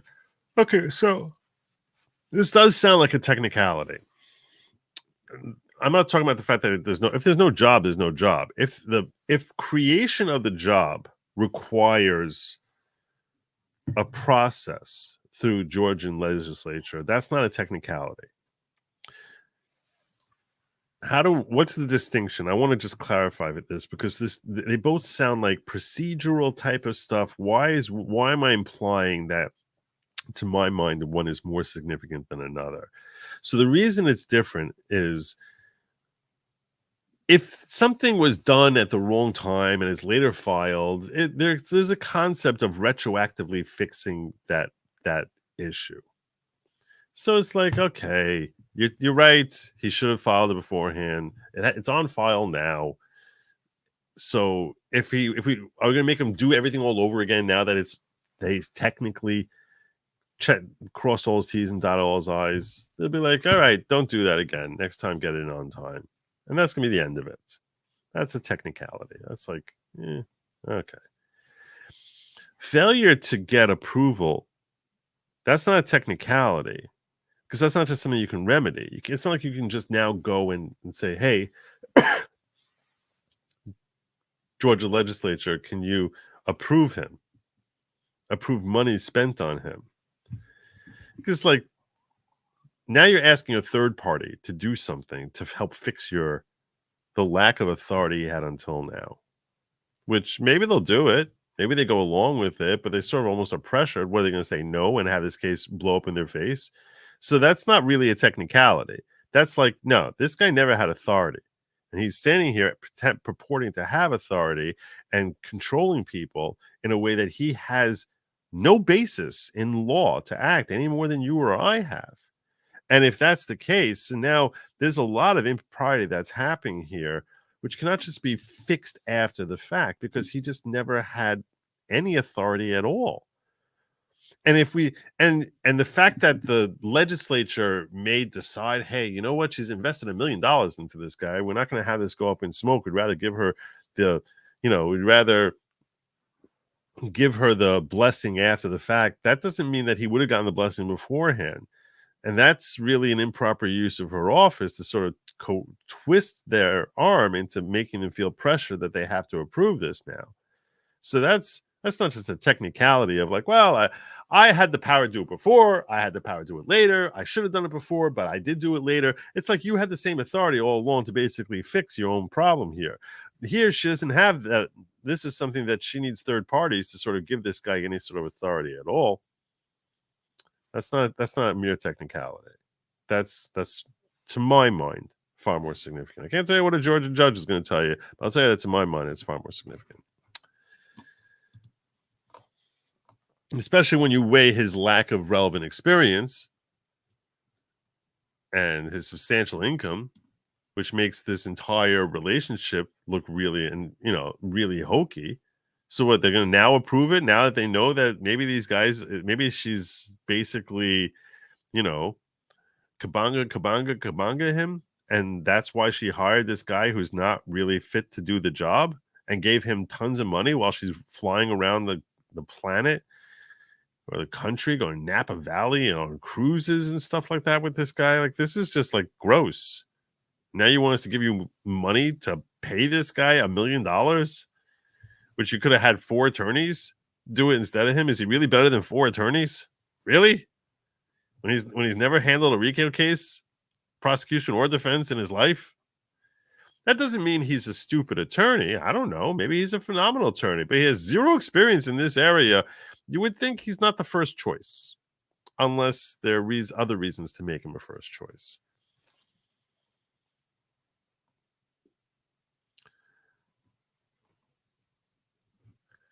This is interesting. Wade has represented to attorneys on this matter that he is the only individual in the DA's office who has authority to enter into agreements pertaining to the investigation. Which, he's basically saying, I'm the guy. Like, there's no one else in the district attorney's office who can do it. Someone who actually works for the state of Georgia. Based on her longstanding personal knowledge of Wade and additional research, undersigned counsel is unaware of and is unable to find any history of Wade ever having prosecuted a single felony trial, not just a RICO case. He's never handled a single felony trial ever, much less at the rate Willis is paying him. Based on his current experience and based on the current appointment guidelines, Wade would not be qualified to serve as his defense counsel in this RICO case because he has not tried at least 2 criminal trials of similar offenses. Meaning, if a defendant came in here and said, I need you to appoint someone to me, they need to appoint someone who actually has some experience in handling defense. So he wouldn't even be able to take that role. In addition, assuming he could be appointed, he would only be paid a rate of $140 per hour. So Wade's initial comment, which, oh my God, I feel terrible for any attorneys being paid at a rate of $140 an hour. Look, I know you don't live in New York. My God, $140 an hour. And yeah, is that crazy high money compared to like what most people make per hour? Obviously. But when you consider, when I was in DC, I met an attorney who got paid, told me his hourly was $2,000 an hour. In New York, in any big firm, you can't get anyone for under $1,000 an hour anymore. You just can't find anyone for under $1,000 an hour. Smaller firms you can.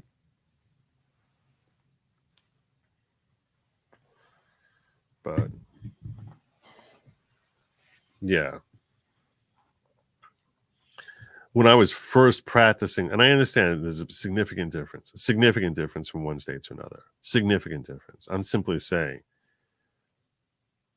when I first went off on my own 20 years ago, and I was looking to like get clients, so I quoted someone like, what I knew was a low rate 20 years ago of $150 an hour.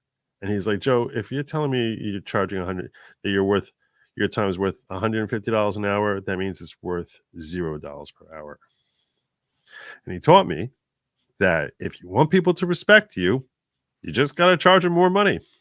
It's a weird thing, but it's true. So the more I raised my rates, the more popular I became as a litigator. Wow. In 2023, someone paying $100, they spend like to get a law degree, they're paying like, I don't know, $75,000 a year, $100,000. They're paying like $300,000 to become a lawyer and making $140 an hour. How does the math add up? I don't understand that. I don't understand how anyone does that. That's crazy. That's crazy. $140 an hour.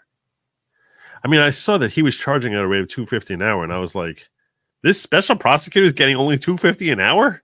Are you kidding me? I was getting $250 an hour 18 years ago. Now, I understand. It's Georgia. Georgia's different than New York. It's very different. It's crazy. It's crazy. I don't know. I'm astonished by this. I'm astonished by these numbers. But yeah, I guess, look, if that's what people are paid in Georgia to work in the prosecutor's office, I don't know. Maybe the cost of living there, maybe the cost of living in Atlanta is like you can get by on $30,000. I don't get it. The reason I don't get it is because of the cost because law school is so expensive. Like, how the numbers add up? If you're working 2,000, I gotta figure this out now. You're working 2,000 hours. You're gonna come out of law school with a $200,000 debt, and you're basically making, if you work 2,000 hours, you have 2,000 billable per week, which is tough to do. It's very tough to rack up hours like that. So if you have 2,000 hours, So you're basically 2,000 times 150. So basically that's crazy. There's no way to do this. I don't know how these people live. All right. Wade's initial contract with Willis commenced on November 1st, 2021, and was in effect until October 31st, 2022. The only copy of this contract the FDCPA has is a copy labeled an addendum that was not signed until March 1, 2022, permitted Wade to be reimbursed for any work-related travel that was associated with the performance of duties.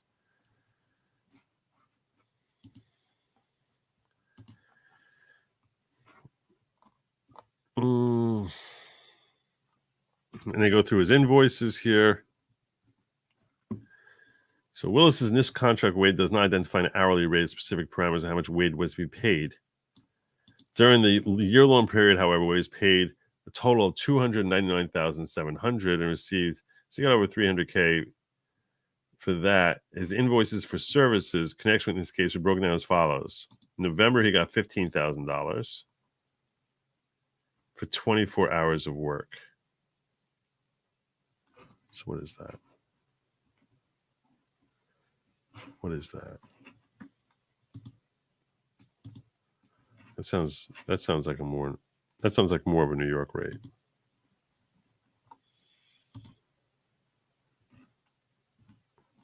Let's do this. So 15,000 by 24. It's 625. Yeah, okay. That's more normal.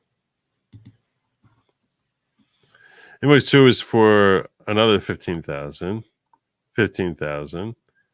9,200, which that's weird also, by the way. It's weird to work the same number of hours every month.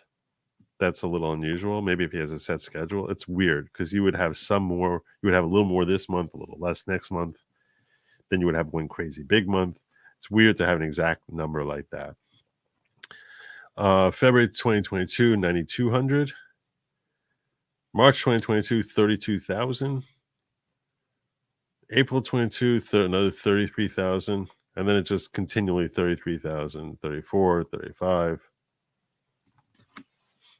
The first three invoices were paid out for the confiscated funds, seized property funds were part of the county general fund. Second contract. So there, provide payment to Wade to work at a rate of $250 per hour for up to 600 hours and a cap of $150,000 during the contract period. How the hell did he rack up? Was he paying someone? That contract was not signed until June 12, 2023. And from that, he was already paid a total of $173,000, even though it's capped at $150,000. The invoice is broken down as follows: 25, 23, 20, 34, 36, 35. The third contract provided for him to get paid a rate of $250,000 and for a total of $210,000.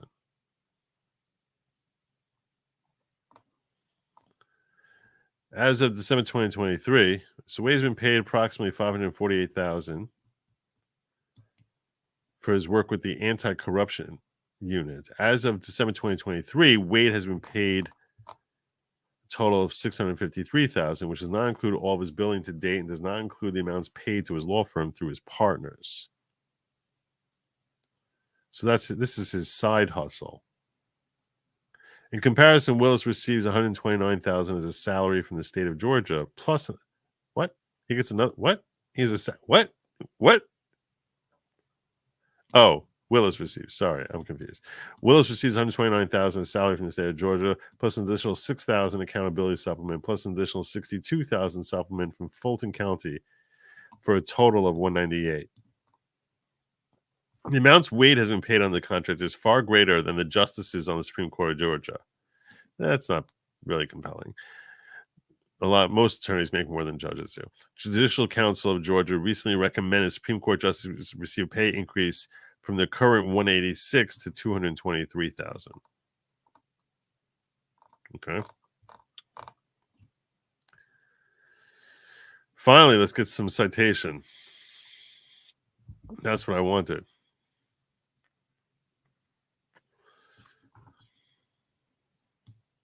All right. When Willis failed to obtain prior approval from Fulton County to contract with Wade, she failed to comply with OCGA 1518-20, so she was without authority to appoint Wade. Okay. Now, this is what I was telling you. If you don't have the authority to to appoint someone, they don't have any status. And the status is everything. That was the attack on Jack Smith, that he didn't have proper status to sit as on behalf and act on behalf of the United States. And that seems like what they're trying. To me, this is a meteor attack on meteor, not meteor like a, but like a meteor, like a meteor attack. Under OCGA 1518-14, an elected district attorney appoints assistant district attorneys who serve only at the DA's pleasure. She also has the power and authority to appoint special assistant district attorneys. All personnel employed by the DEA derive their authority from District Attorney 15-18-19B and 1518-20B. In other words, the entire proceeding of a Georgia criminal prosecution, from the time the case is laid before the prosecutor until the rendition of a verdict, is under the direction, supervision, and control of that officer, subject to such restriction as the law imposes. But that's the default. The default is it's under that prosecutor.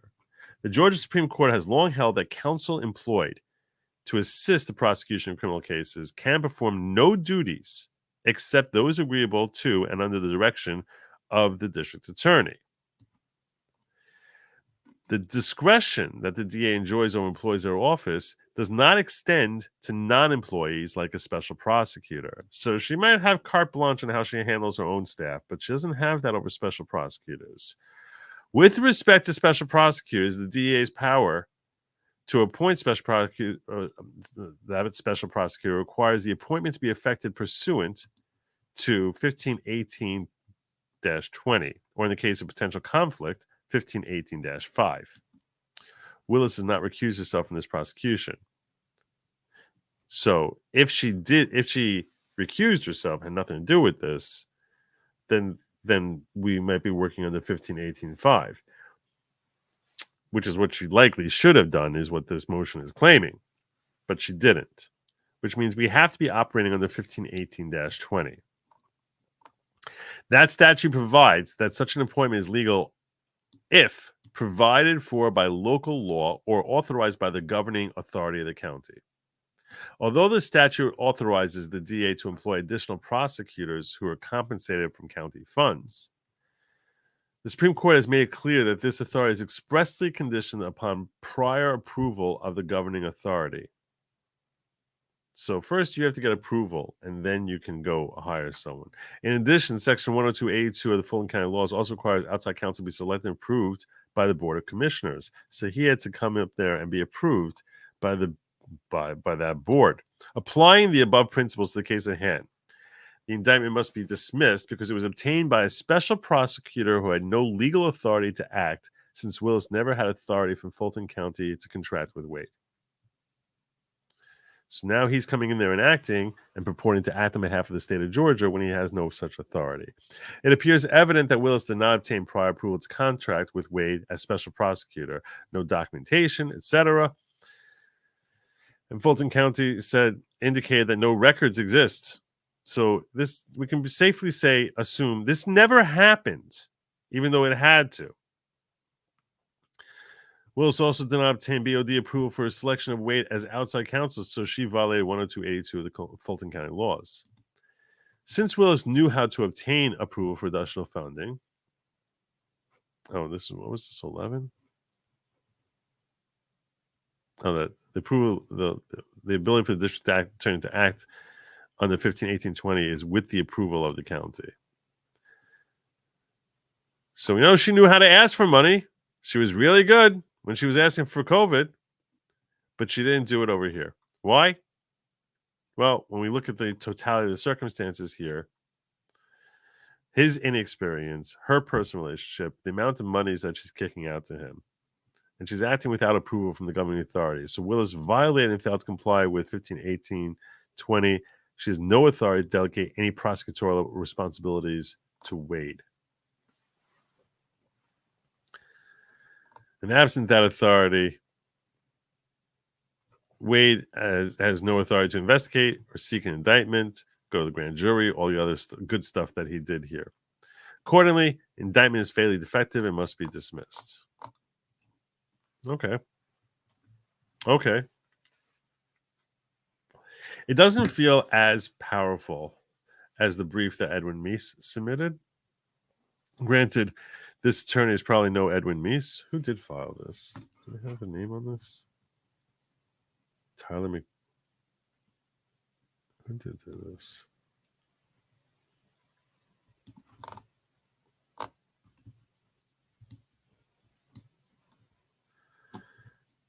Sorry about that.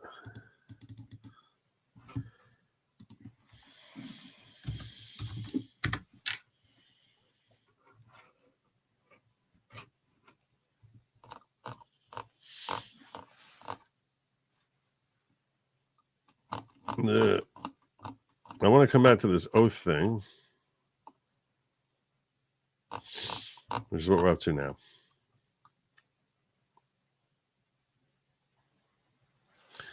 Because I'm not sold on the oath part at all, and I really want to figure out why this oath matters so much. Despite being paid large amounts of money, Wade was never statutorily authorized under Georgia law to act in the role of public officer when he presented the instant case to the, I guess it's the special prosecutor, grand jury, and grand jury. Willis' lack of authority to appoint him notwithstanding, Wade also was not authorized under Georgia law to prosecute because he failed to comply with the statutes authorizing his appointments and oath of office. So when he brought the grand jury, he wasn't duly authorized special prosecutor because he had no oath of office on file and was not under a valid employment contract with the FCDA. Indeed, under Georgia law, Wade had no more legal authority than any private member of the State Bar of Georgia to even be present in a grand jury room, let alone serve as the grand jury's legal advisor. Wade, however, signed numerous subpoenas for the special purpose grand jury as a special prosecutor with the power of the state to command appearance. He also obtained court orders to compel attendance of out-of-state witnesses, compel witnesses who were asserting privilege or immunity to testify, negotiated legal immunity deals on behalf of the state for certain witnesses. He was a very active participant. Very, very active participant. Claiming that he's the final authority on everything.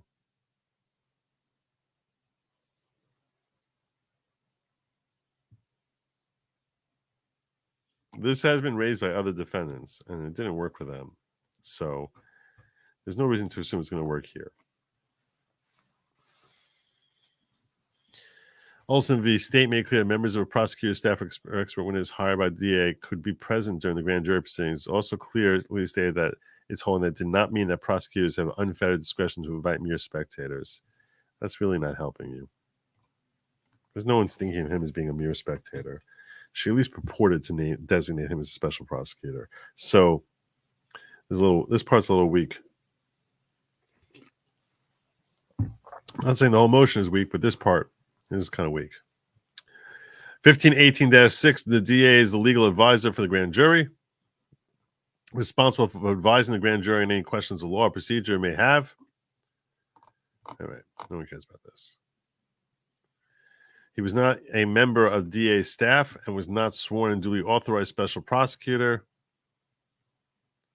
Just Willis said, I like you and you can hang out here with us and pretend that you're important. And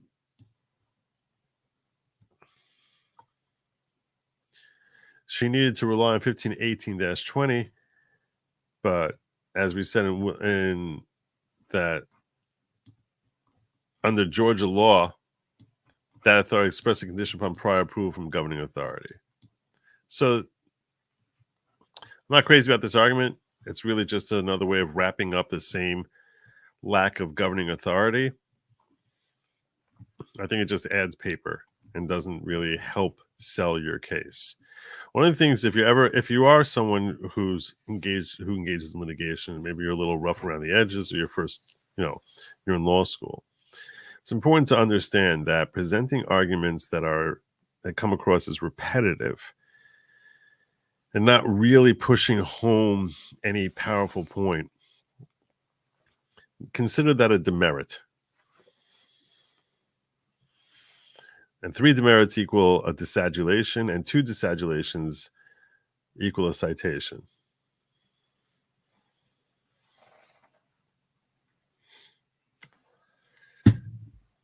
But when I say it's a demerit, what I mean is you're weakening your chances of success, because you need to understand that your audience is a human being and that they are likely to zone out and think, I don't care about this, and start flipping through pages. And that's hurting your ability to actually convince them of what you want to convince them. So you need to be judicious in the legal arguments you are throwing out to make sure that they're not just a repackaging of the same argument, a rebranding of the same argument, which is what this reads as to me. I'm not saying the entire motion sucks. I'm saying this part of the motion probably hurts more than it helps. Private investigators figure this out, or enemies in our own office? It sounds like the attorneys did their due diligence and were poking around. They might have had help from private investigators, but it doesn't seem like they came willingly from what we read so far. Sounds like Willis is pulling an Ilhan Omar play. Married, ran for office, hired marketer, destroyed both families. Married marketer paid him $2 million. Could be. Smollett's tried this strategy, didn't have facts. Yeah. What if everyone's acquitted and is found it was not done right? Does double jeopardy apply? Seems they could retry the cases. Yeah, double jeopardy would apply. They couldn't retry the case because we'd be like, we don't care. It was rejected. That's why we're here. The only way it would go to trial and you would get an acquittal is because this motion loses. So, and if you win on merit, that's better than winning on a technicality. So that would trump, and there would be a double jeopardy problem if they wanted to try to bring the case and say, well, technically we got thrown out of technicalities, now we bring the case again. That's not how it would work. Better theory: the other RICO specialist would have deferred because it's too loose.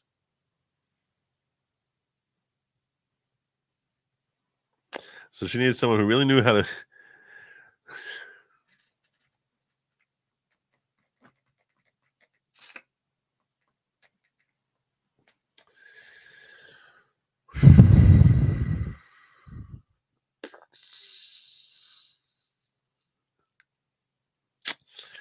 Get the results she desired.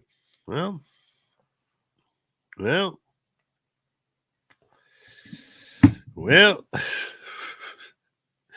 had to go there.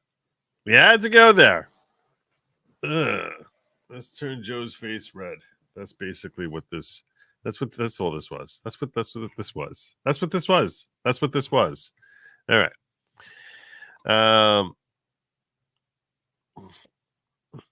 There are sound reasons why all prosecutors must be sworn and authorized to perform the public duty of prosecutor. The responsibility of a minister of justice, not simply that of an advocate. Specific obligations to see the defendant is accorded procedural justice. Indeed, the prosecutor has more control over life, liberty, and reputation than any other person in America. His discretion is tremendous. He can have his citizens investigated, and if he's that kind of person, he can have this done to the tune of public statements and veiled or unveiled intimations. The prosecutor can order arrests, do all sorts of nasty stuff. They give him a lot of power. And even haul someone's fanny to a trial. Wade asserted that power, but he didn't have the basis for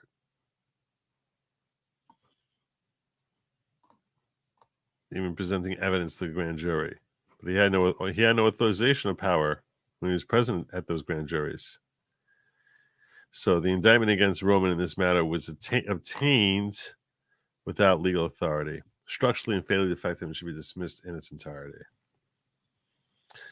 Willis breached her duty as a public officer, and Willis and Wade's personal romantic relationship has created an impermissible, unconstitutional conflict of interest requiring their disqualification. So this is something that I was like, I'm really struggling with this. I'm struggling with the legal theory here. A conflict of interest between special prosecutor and district attorney. Okay, the reason I'm struggling with this, I just want you to understand what's going through my brain before I get into the arguments here. Why this is really bothering me. When we talk about conflict of interest, normally, so like we say, like someone is going to be shortchanged, right? If I represent two clients and there's a conflict of interest in my representation of those two clients, okay, then one of them I'm helping to get a judgment, the other I'm helping them evade a judgment. So there's a clear conflict of interest there. I'm necessarily not going to be completely zealous because I have to be zealously advocating for each of them. So so that conflict, I'm shortchanging at least one of my clients, if not both. This conflict of interest here. So maybe the state of Georgia, maybe Georgians who, if we look at them as representatives of the fair citizens of Georgia, so they got a less than they should have from this duo. They should have had a special prosecutor and district attorney who don't have a conflict of interest. And perhaps if they had that, there would be a sounder indictment. But how is that an interest that the defendant has now? See what I'm saying? Like, why is that something you have to sort of bring home for me? Like, why is it that now their conflict, that they should not have been working with each other, made things unfair for me as a defendant? Like, how does it make it unfair for you as a defendant? It might make it unfair to the people of the state of Georgia who are like, hey, we would have gotten a better case out of this if she hired someone competent. But how are you now wrongfully harmed as a result of this? And that's really what you sort of need to sell the court on, I would think, logically. If I'm only sitting here saying, like, if I was a judge listening to this argument, that's what would be going through my mind. I'm like, okay, what they did here is gross. Do I like it? No. But what they did here, did that harm you or help you?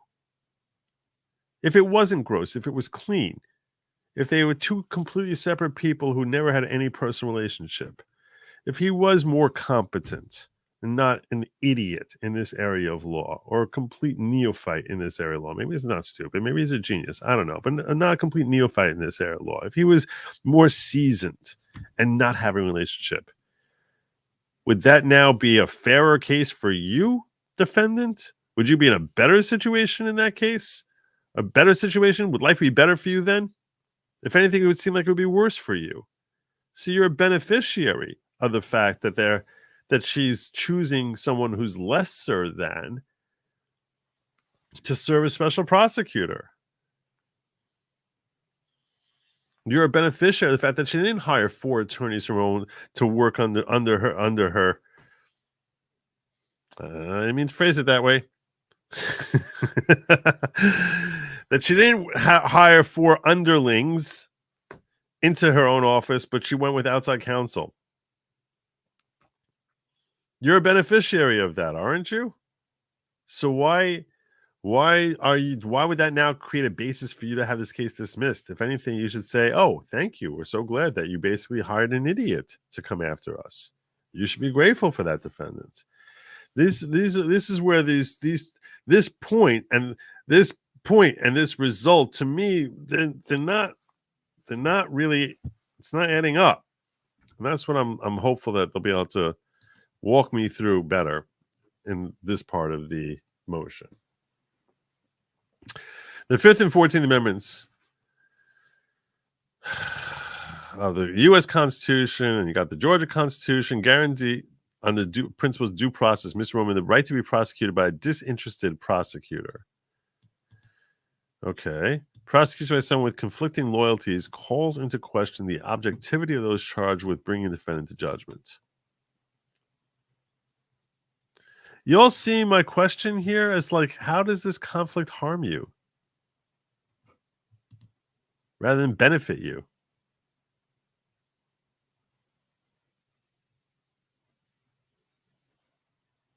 That's what, if you want to sell the judge saying this has to be dismissed because I've been wronged, not this has to be dismissed because because they have a conflict of interest. You have to sort of tie home how that conflict of interest was harming you. You explained it above? I missed it.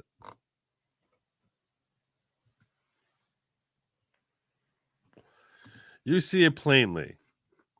You see it so plainly. I guess, are you saying that like they weren't going to let it go, even if they should have, because of the fact that they have a special relationship? All right, you have to basically sell that point as to how he got harmed. Maybe they will. Maybe they will.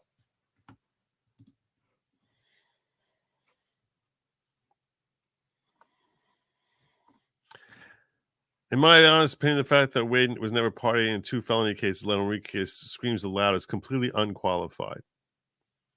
Okay, but it's fine. I'm a judge. Sell me on this. So he's unqualified. How did that harm you? How does that make life unfair for you, defendant? Would you rather be prosecuted by one of the top attorneys in the country or by a complete idiot who's unqualified? You sort of need to walk home. Now, it's possible that, that they'll come forward. I assume they're going to come forward with an argument. All right. So they're saying prosecutors, someone conflicting lawyers, calls into question the objectivity of those charged with bringing a defendant to judgment. As outlined in Younger, it is a fundamental premise of society that the state wield its formidable criminal enforcement powers in a rigorously disinterested fashion, for liberty itself may be at stake in such matters.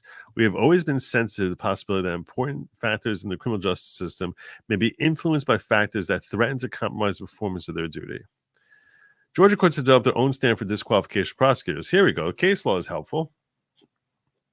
Whitworth v. State, court recognized a conflict of interest as a ground for disqualification of a district attorney. Give me more on that case.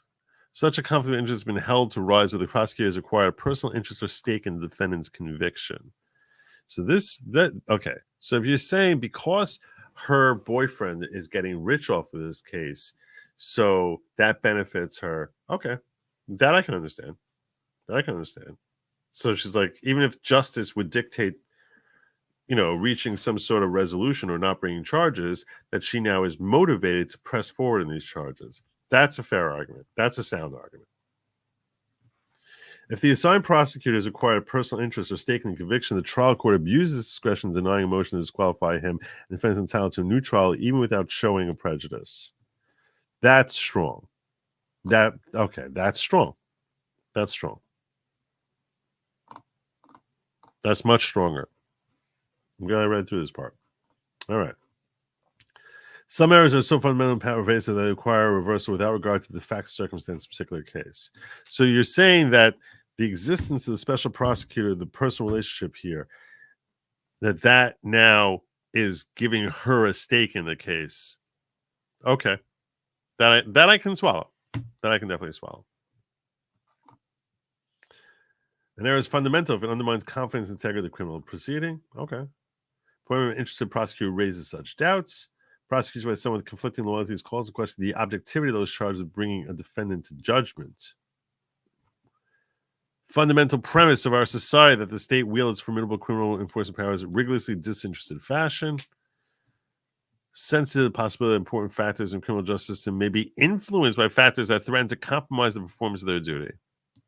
As shown below, Willis and Wade are operating under a conflict of interest and should be disqualified under federal and state constitutional due process grounds because both of them acquire personal interest and stake in Mr. Roman's conviction, thus depriving Mr. Roman of his right to fundamentally fair trial. Okay, so they did a good job of fleshing that out. I did a very good job fleshing that out.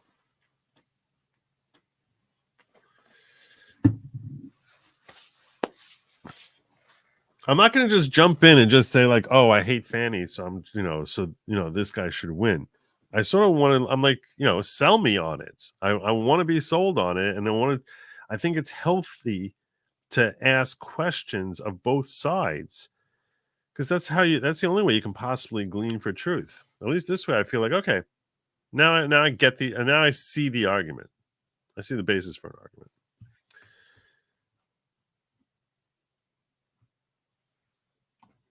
You're saying that she personally benefited from his appointment as special prosecutor. Okay, there you go. There you go. 1518-2 requires DA to take the following oath. I do swear that I will faithfully and impartially and without fear, favor, or affection discharge my duties as a district attorney and will take only my lawful compensation, so help me God. Willis violated that oath of office and should be disqualified.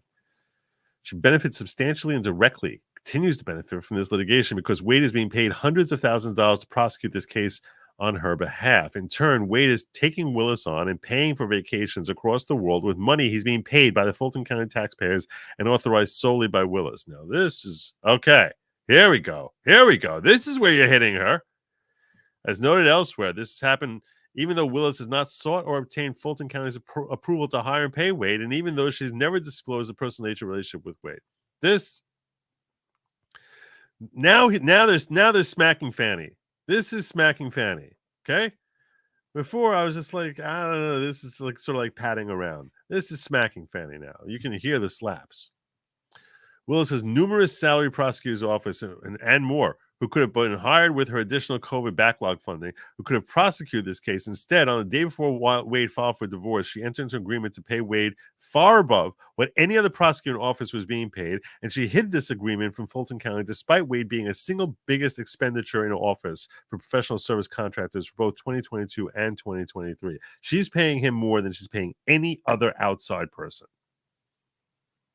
This is good. Now you see, this is like, this, now you're starting to like, kapow, kapow.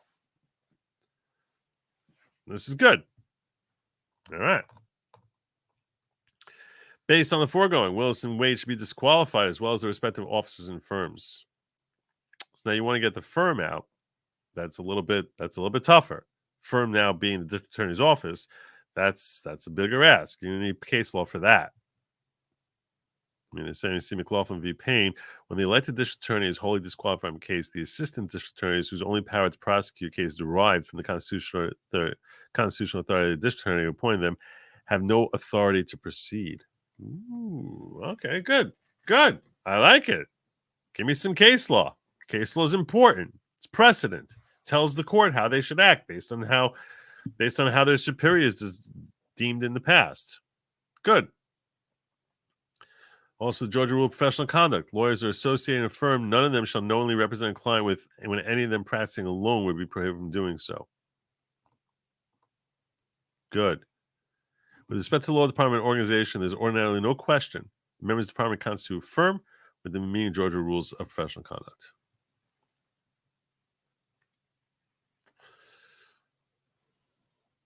Now, okay, like I said, now you're getting like, this is not just flesh wounds. These are more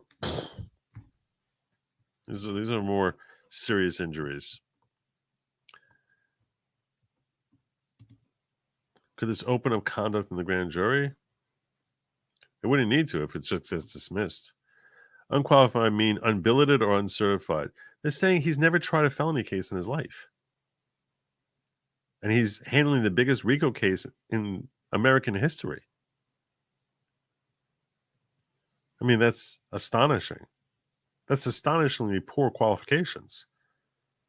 Look, I never handled, I've never tried a felony case in my life, and I'll tell you right now, I would be ill-equipped to prosecute or defend this case on that basis alone. You're gonna just put some neophyte out there on the biggest RICO case in the history of America, and pay him far more money without having any authority from her without obtaining first the proper authority and pay him far more money than any other outsider than she paid in the last 2 years? That's you can see how this is starting to look kind of shady. But that's what I mean by unqualified. Is it malicious prosecution because they're benefiting monetarily and they're making bank on their power to prosecute? Essentially, yeah. Essentially, he's being deprived of his due process. The only reason they're coming after him is because they're making bank on it. Yeah. Isn't DA supposed to represent fairness to both parties? Yeah, but they never do. They never do. But those are good quotes to throw in there. Those are good quotes. They're strong quotes.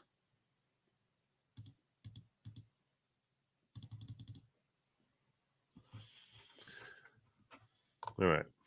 Fulton County Code of Laws 266 declares policy of Fulton County government that officers such as Willis are, in fact, in appearance, independent, impartial, and performance of their official duties. See, like you were saying, that's what it's supposed to be. And that there be public confidence in the integrity of the county because the attainment of one or more of these ends is impaired whenever there exists, in fact, or even appears to exist conflict between private interests and public responsibilities. The county officers' employees' public interest requires that the county protect against such conflict of interest by establishing appropriate ethical standards of conduct. It's essential to the efficient operation of the country that those persons best qualified be encouraged to certain positions of public trust.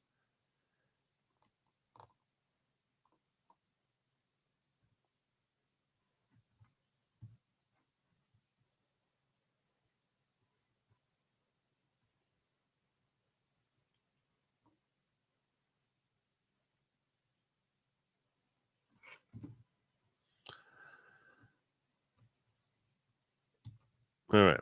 Fulton County Code of Laws 268 addresses conflict of interest and impartiality and requires officers such as Willis to avoid even the appearance of conflict of interest. An appearance of a conflict of interest when a reasonable person would conclude from the surrounding circumstances that the ability of the officer employed to protect the public interest is impartially performed, a public duty is compromised by financial or personal interest in the matter of transaction. Further states that no officer or employee shall, by his or her conduct, give reasonable basis for the impression that any person can improperly influence him or her or unduly enjoy his or her favor in the performance of any official acts. And certainly there is that impression, right? You take someone who's not qualified to handle this type of work and give him the biggest case that your state has ever seen.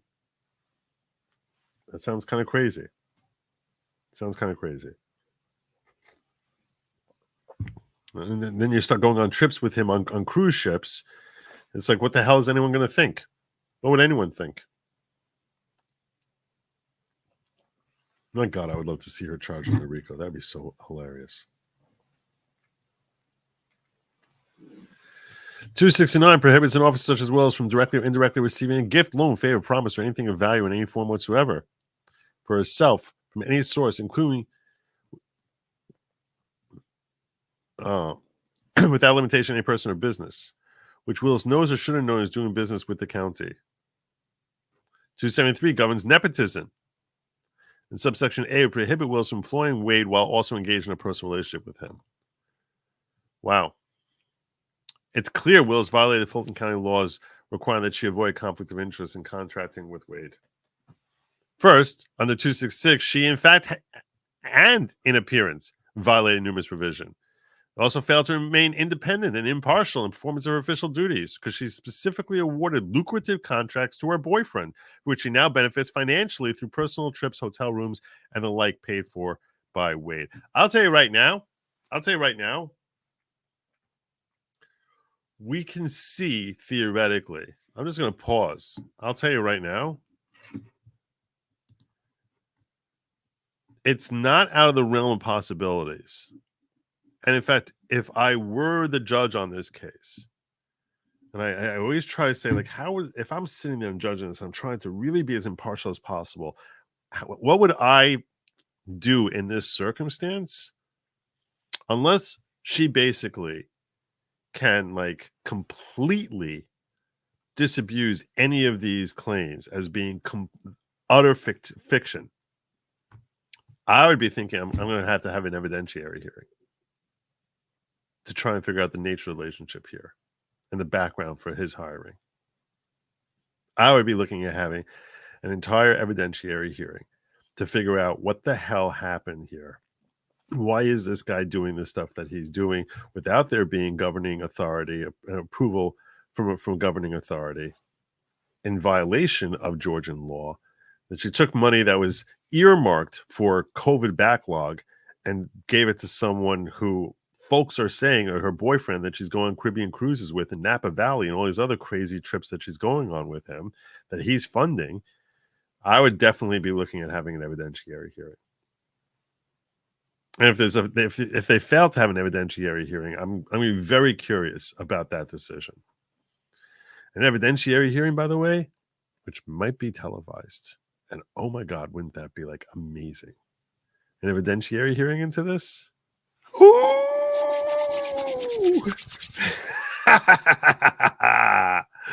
That would be amazing. Amazing. So when you were cohabiting, what was the nature of you going into that hotel room with him on those evenings? Oh my God. Oh my God. Ugh. That could be fun. That could be fun. That's exciting. Now I'm all a titter. I'm all a titter. Maybe not as much as Fanny when she sees Nathan, but I'm a titter. I'm a titter.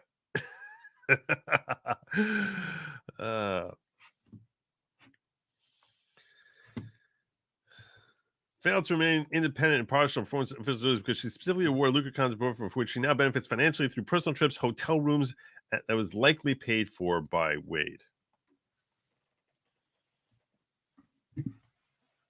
She got to put a lot of answers in. Second, she used her public service for private gain by giving Wade lucrative contracts as a special prosecutor. In this case, she is now able to use those monies for personal trips and expense in violation of Fulton County's Code of Laws. Completely undermines public confidence and integrity of the county.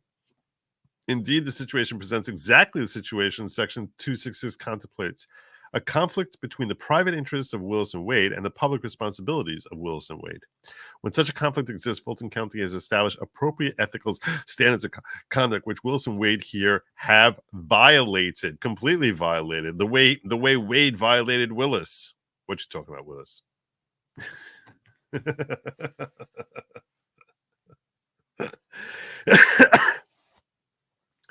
Oh my God. Oh my God. All right, I'm starting to buy into this motion. I'm starting to buy into it. If only for the evidentiary hearing. Oh my God, that'd be great. Third, Willis also violated Section 266 because she failed to appoint a person best qualified. As noted above, there are numerous lawyers in the city of Atlanta across the state of Georgia with ample experience prosecuting and defending felony RICO cases. Willis chose to appoint her boyfriend, who has little to no experience trying felony cases, much less complex RICO actions. Put into context, it's clear Willis did this not because Wade was the most or even generally qualified, because she wanted herself and Wade to enjoy financial gain from his relationship with Willis, and she had the power to make this happen, though she never obtained the authority from Fulton County to do so.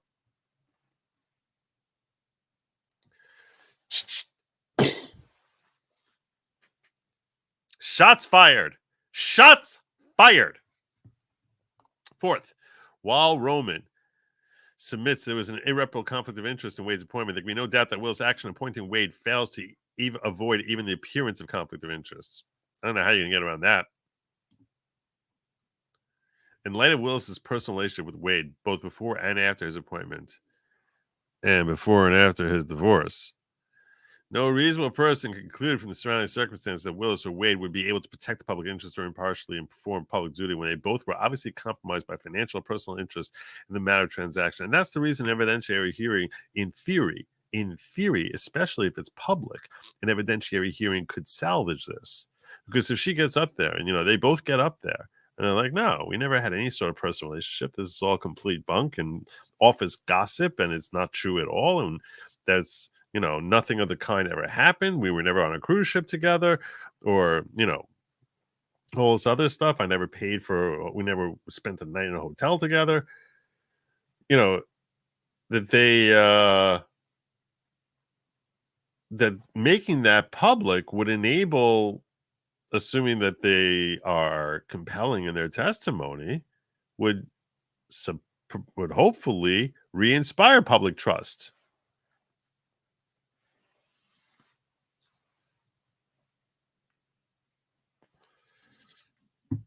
Indeed, the personal financial conflict of interest here between Willis and Wade strikes at the whole purpose of the conflict of interest rules and undermines public confidence in the ability of Willis and Wade to discharge their duties impartially. Willis' work in this case relates exclusively to Fulton County, so her ability through her personal relationships and trips with Wade to enjoy the financial gain of her decision to appoint him violates 269. And finally, Fulton County Code of Laws 102-464 states that it shall be a breach of ethical standards for Willis to contract with Wade when Willis knew she had a financial interest by virtue of her personal relationship with Wade. So she got a lot of problems here. All right, I'm starting to accept this. Argument. Obviously, knowing she wanted to continue prosecuting the case, Willis did not make any such disclosure and is not withdrawn from her representation of the state in this matter, even though she's prevented from doing so. Accordingly, based on the conflict of interest in this case that cannot be avoided or fixed, Roman respectfully requests that both Willis and Wade and their respective offices and firms be disqualified from any further involvement in this matter. Bum, bum. Ba-da-da-da-da-da. Ba-da-da-da-da. All right. Willis and Wade have violated the rules of professional conduct regarding conflict of interest. Under Georgia rules of professional conduct, lawyers shall not represent or continue to represent a client if this is a significant risk that the lawyer's own interests, so the lawyer's duties to another client, a former client, or a third person will materially and adversely affect the client, except as permitted in Section B. If a client informed consent is permissible, a lawyer may represent a client, etc. They go through the exceptions to where you can have a conflict of interest.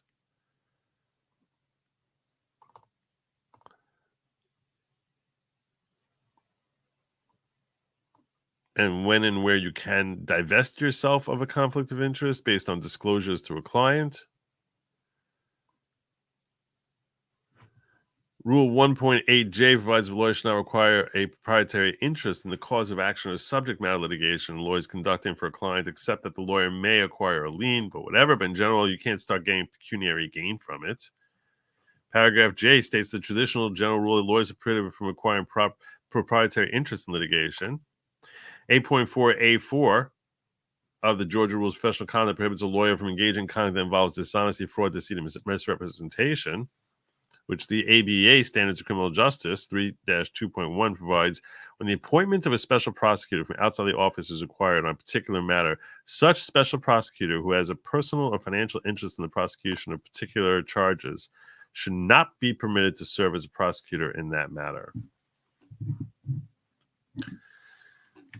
Now, that part is a little bit weaker because any special prosecutor would likely make a nice bank on this job. So they would, if Willis is gaining from Wade's pecuniary gain, that's a problem. If Wade is gaining from it, well, whoever would take that job would have that pecuniary gain. But again, the mix, the martini cocktail of having someone who is ill-suited to do the job, combined with the nature of the relationship, it leads the public to conclude that, yeah, you got this job by sleeping with your boss. That's what it leads anyone to conclude. She used me like a piece of meat.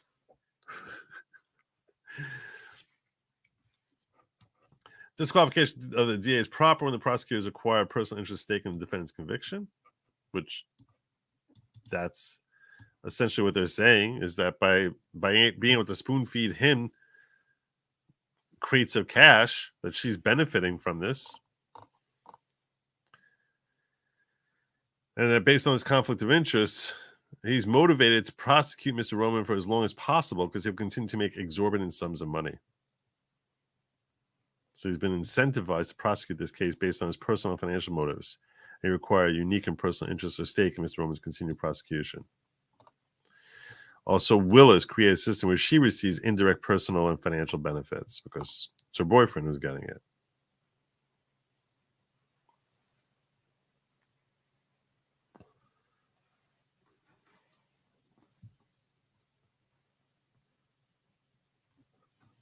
This is an interesting little footnote here.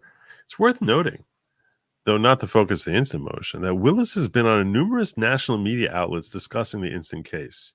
If it continues, Mr. Roman will have no choice but to file a motion to prevent her from continuing to make such statements under Georgia Rule of Professional Conduct, Rule 3.8G, which says that special responsibilities of a prosecutor, which provides that Willis should, except for statements that are necessary to inform the public of the nature and extent of the prosecutor's action that serve a legitimate law enforcement purpose, refrain from making extrajudicial comments that have a substantial likelihood of heightening public condemnation of the accused. There's no doubt that some of the statements she has made publicly were designed to condemn Mr. Roman and others before trial begins. It threatens to poison the jury pool, and Mr. Roman intends to act with additional motions if it continues. She's sitting there saying like, oh, I'm a celebrity now. I'm like I'm the new Shenna Bellows. I guess she comes from before Shenna Bellows, but yeah.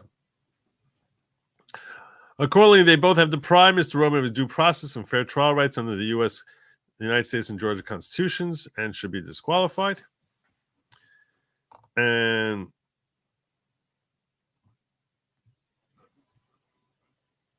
Willis and Wade both cannot continue to represent the state of Georgia, Fulton County in this matter because there's a significant risk that Willis and Wade's own interests or Willis's duties will materially and adversely affect the representation, except as permitted in Section B.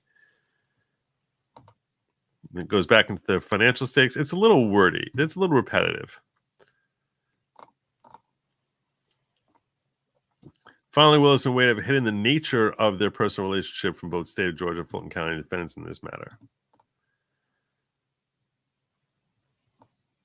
Now they fixate on the possibility that she violated 18 U.S.C. 1346 by failing to disclose her conflict of interest.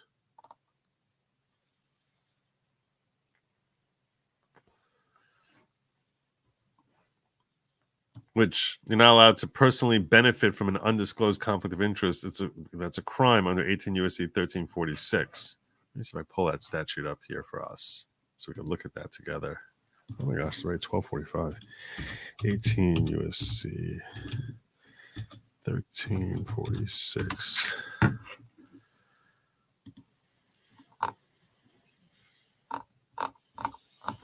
I get that wrong? Why does this look wrong?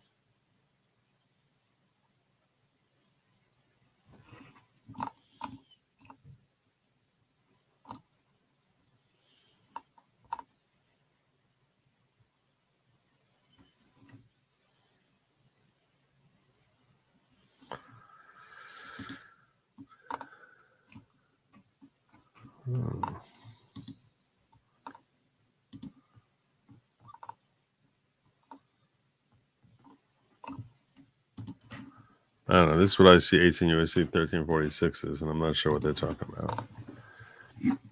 Purpose of this chapter, the term scheme or artifice to defraud includes a scheme or artifice to deprive another of intangible rights of honest services.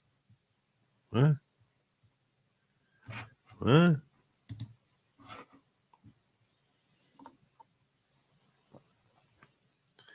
Honest services fraud is a crime defined in 18 U.S.C. 1346, which includes public sector honest service fraud by public official failing to disclose a conflict of interest resulting in a personal gain to that official. Oh, that's where they're going. Okay. Schemes or artifice to deprive another of intangible rights of honest services. So she's defrauding the people of Georgia?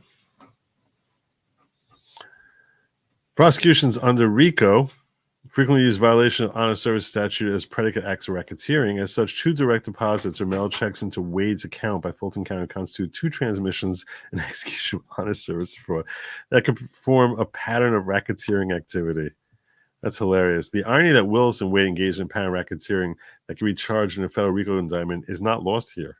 Indeed, prosecutors have highly favored using this law, much like the state of Georgia enjoyed using the state RICO charge, because the statute is vague enough to be applied to corrupt public officials' unethical activities when they do not squarely fall into another specific category, such as bribery or extortion.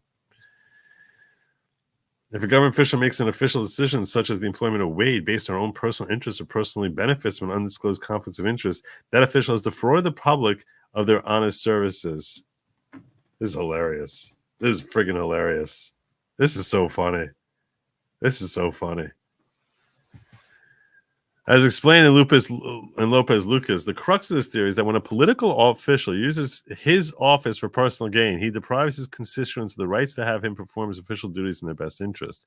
Elected officials generally owe a fiduciary duty to the electorate. When a government official such as Willis personally benefits from an undisclosed conflict of interest, like she has from her employment of Wade, she defrauded the public of her honest services. That's hilarious. In Langford, a county commissioner was convicted of defrauding the public of his honest services by accepting gifts of clothing and jewelry, which he did not disclose to the public or his county from the banking firm he was awarded the contract to perform county work. The defendant was conferred with public authority to choose who would be awarded the public contract and chose a firm which provided him with gifts. His failure to disclose this fact, along with the use of mails and wires for the contractor firm to be paid, constitutes sufficient evidence of honest services fraud. It's not our intention here to find ways to prosecute the prosecutor, but it must be brought to the attention of the court that the actions of the 2 lead district attorneys in this case arguably constitute crimes under federal law. For all the foregoing reasons, Mr. Roman respectfully requests the Honorable Court grant the instant motions dismissing indictment against Roman, disqualify Willis, Wade, and their respective officers and firm from participating in this matter any further. So, scale of 1 to 10, I give this motion 5. I was down at like 2 at one point. I came up to 5. I'm a harsh grader. I give it 5. Does it have any chance? Yeah. I think getting an evidentiary hearing out of it would be great. Some interesting questions there. And the issue as far as it looking very shady, it's not the sort of thing that courts were going to want to shine a spotlight on. I'm really going to be very curious to see her response. I'm curious to see whether there's a flat-out denial of this relationship or if there's equivocation. Like, no, he got the contract beforehand and whatever, and it had nothing to do with that. That's what I'm very curious about what her response is going to be. Very, very curious. Anyway, that was fun stuff. A little wordy at times.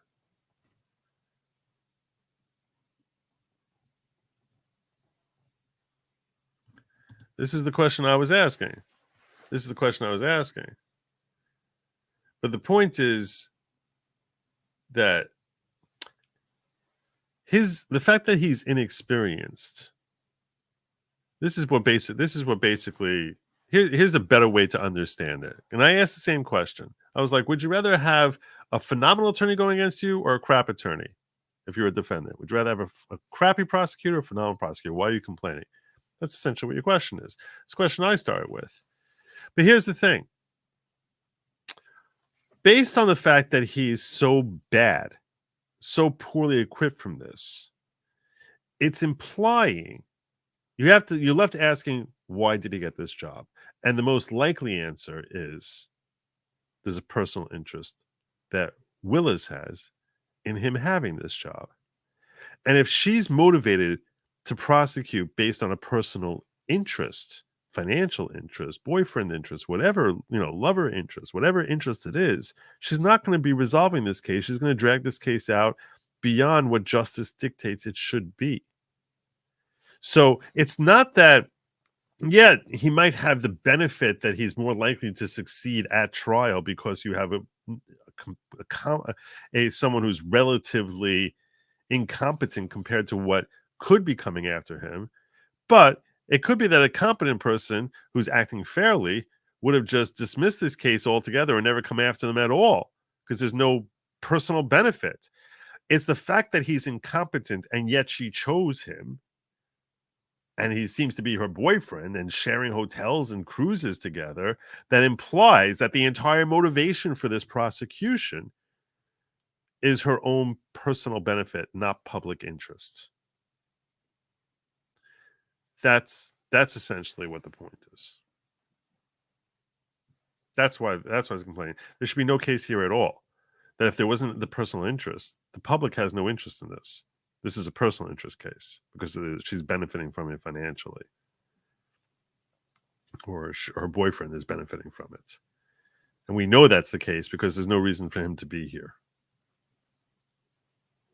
That's essentially what we're seeing here. And I do believe it's probably the same judge as the bail issue. Yeah, so he seems to be handling a lot of stuff. So it was Ashley Merchant. Like I said, she's the one who signed off on this thing, Ashley Merchant. It's a little wordy. It's a little wordy and repetitious, which is why I knock it down a few grades. Because if you're losing the attention, some of her best points came 30 pages into a 38-page motion. That's not how you want to structure it. And other people asking, Monken Training's asking the same questions I was asking. And a lot of judges are not going to have the patience to read through it with the same level of scrutiny that I just provided here. We're going through it line by line. So they'll just sort of, read through it quickly, and they'll be like, yeah, you're just looking for something to complain about, but you have no basis here to really be upset. You should be happy. So that really that should have been spelled out more articulate. As wordy as she wasn't sufficiently articulate about that, I think, and that should have been very early on, much earlier than where it came. And that's where I'm coming from on this. Those are my thoughts.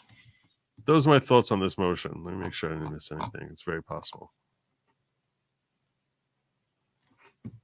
See, I knew I wasn't on page Southie. I knew I wasn't on page 20 or 120 because the last 80 pages are all exhibits. The argument was only 38 pages. So, and people are not reading through to page 107. They start zoning out. Judges are human. All right. You can judge effective or ineffective writing in the first 15, 20 pages. You can start smelling whether this is well written or not in the first 15 to 20 pages. Whether the arguments are well presented. Did she eventually get there? Yeah. And sometimes when she got there, she slammed the same point over and over again. It's okay. It's okay. It's solid. I'd say, it's respectable. It's a respectable motion. Who knows? Maybe it'll succeed. Who knows? Who does know? Love to see an evidentiary hearing. Oh my God, I would love that. I would love that. Tomorrow morning at 9:30, I am going to be right here, as will you. We're going to be listening to oral arguments made before the DC Circuit Court to determine whether or not Trump has presidential immunity. A lot of times when we're hearing oral arguments, they'll be interjected with questions from the appellate court. Those questions are usually fairly indicative as to the mindset of where these judges are coming from and how much they like or hate the particular arguments that are being made. So we start to glean a little bit as to where they're likely to go in their decision. I urge you to make sure that you're here, 9:30 sharp. I'm going to probably start the show a couple minutes beforehand, maybe do a little bit of a breakdown on the judges, who are the three judges who are sitting on this particular panel. And that's going to be 9:30 a.m. Eastern, right here on Rumble, on X, on Trump. Not Trump. Probably not Trump. It's probably not going to, even though it could go on the Trump trial, it's probably not going to go on that. I need to get them to recognize me there first. But here on Good Lawgic, for sure. Can conflicts of interest in case get one disbarred? If not, why not? Doesn't that destroy confidence in the justice system? They're not that quick to disbar people. The only way to get disbarred really quickly is if you steal or commingle funds. They're not quick to disbarment. Sometimes there'll be a slap on the wrist, a sanction or something like that.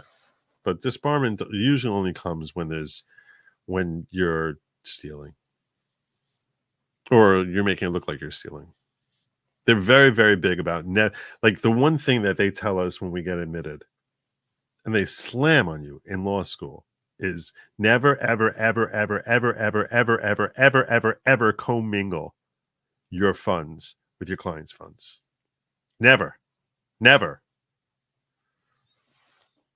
Because that ruins, as much as people think that lawyers have no integrity, that right there reeks of you're a thief. So you always need to have that money set aside. It's like a big deal. And that's the sort of thing that gets people disbarred. Anyhow, that's all I got for you tonight. It's been a lengthy show, but I think that was a worthwhile motion to go through. I will see you all tomorrow morning at 9:30. Till then, get some rest, get some sleep. 9:30 a.m. Eastern time. So you don't have much time to do it, but what little time you have, I highly recommend that you make sure you stay happy, eat some bugs. And as always, my friends, I say, Godspeed.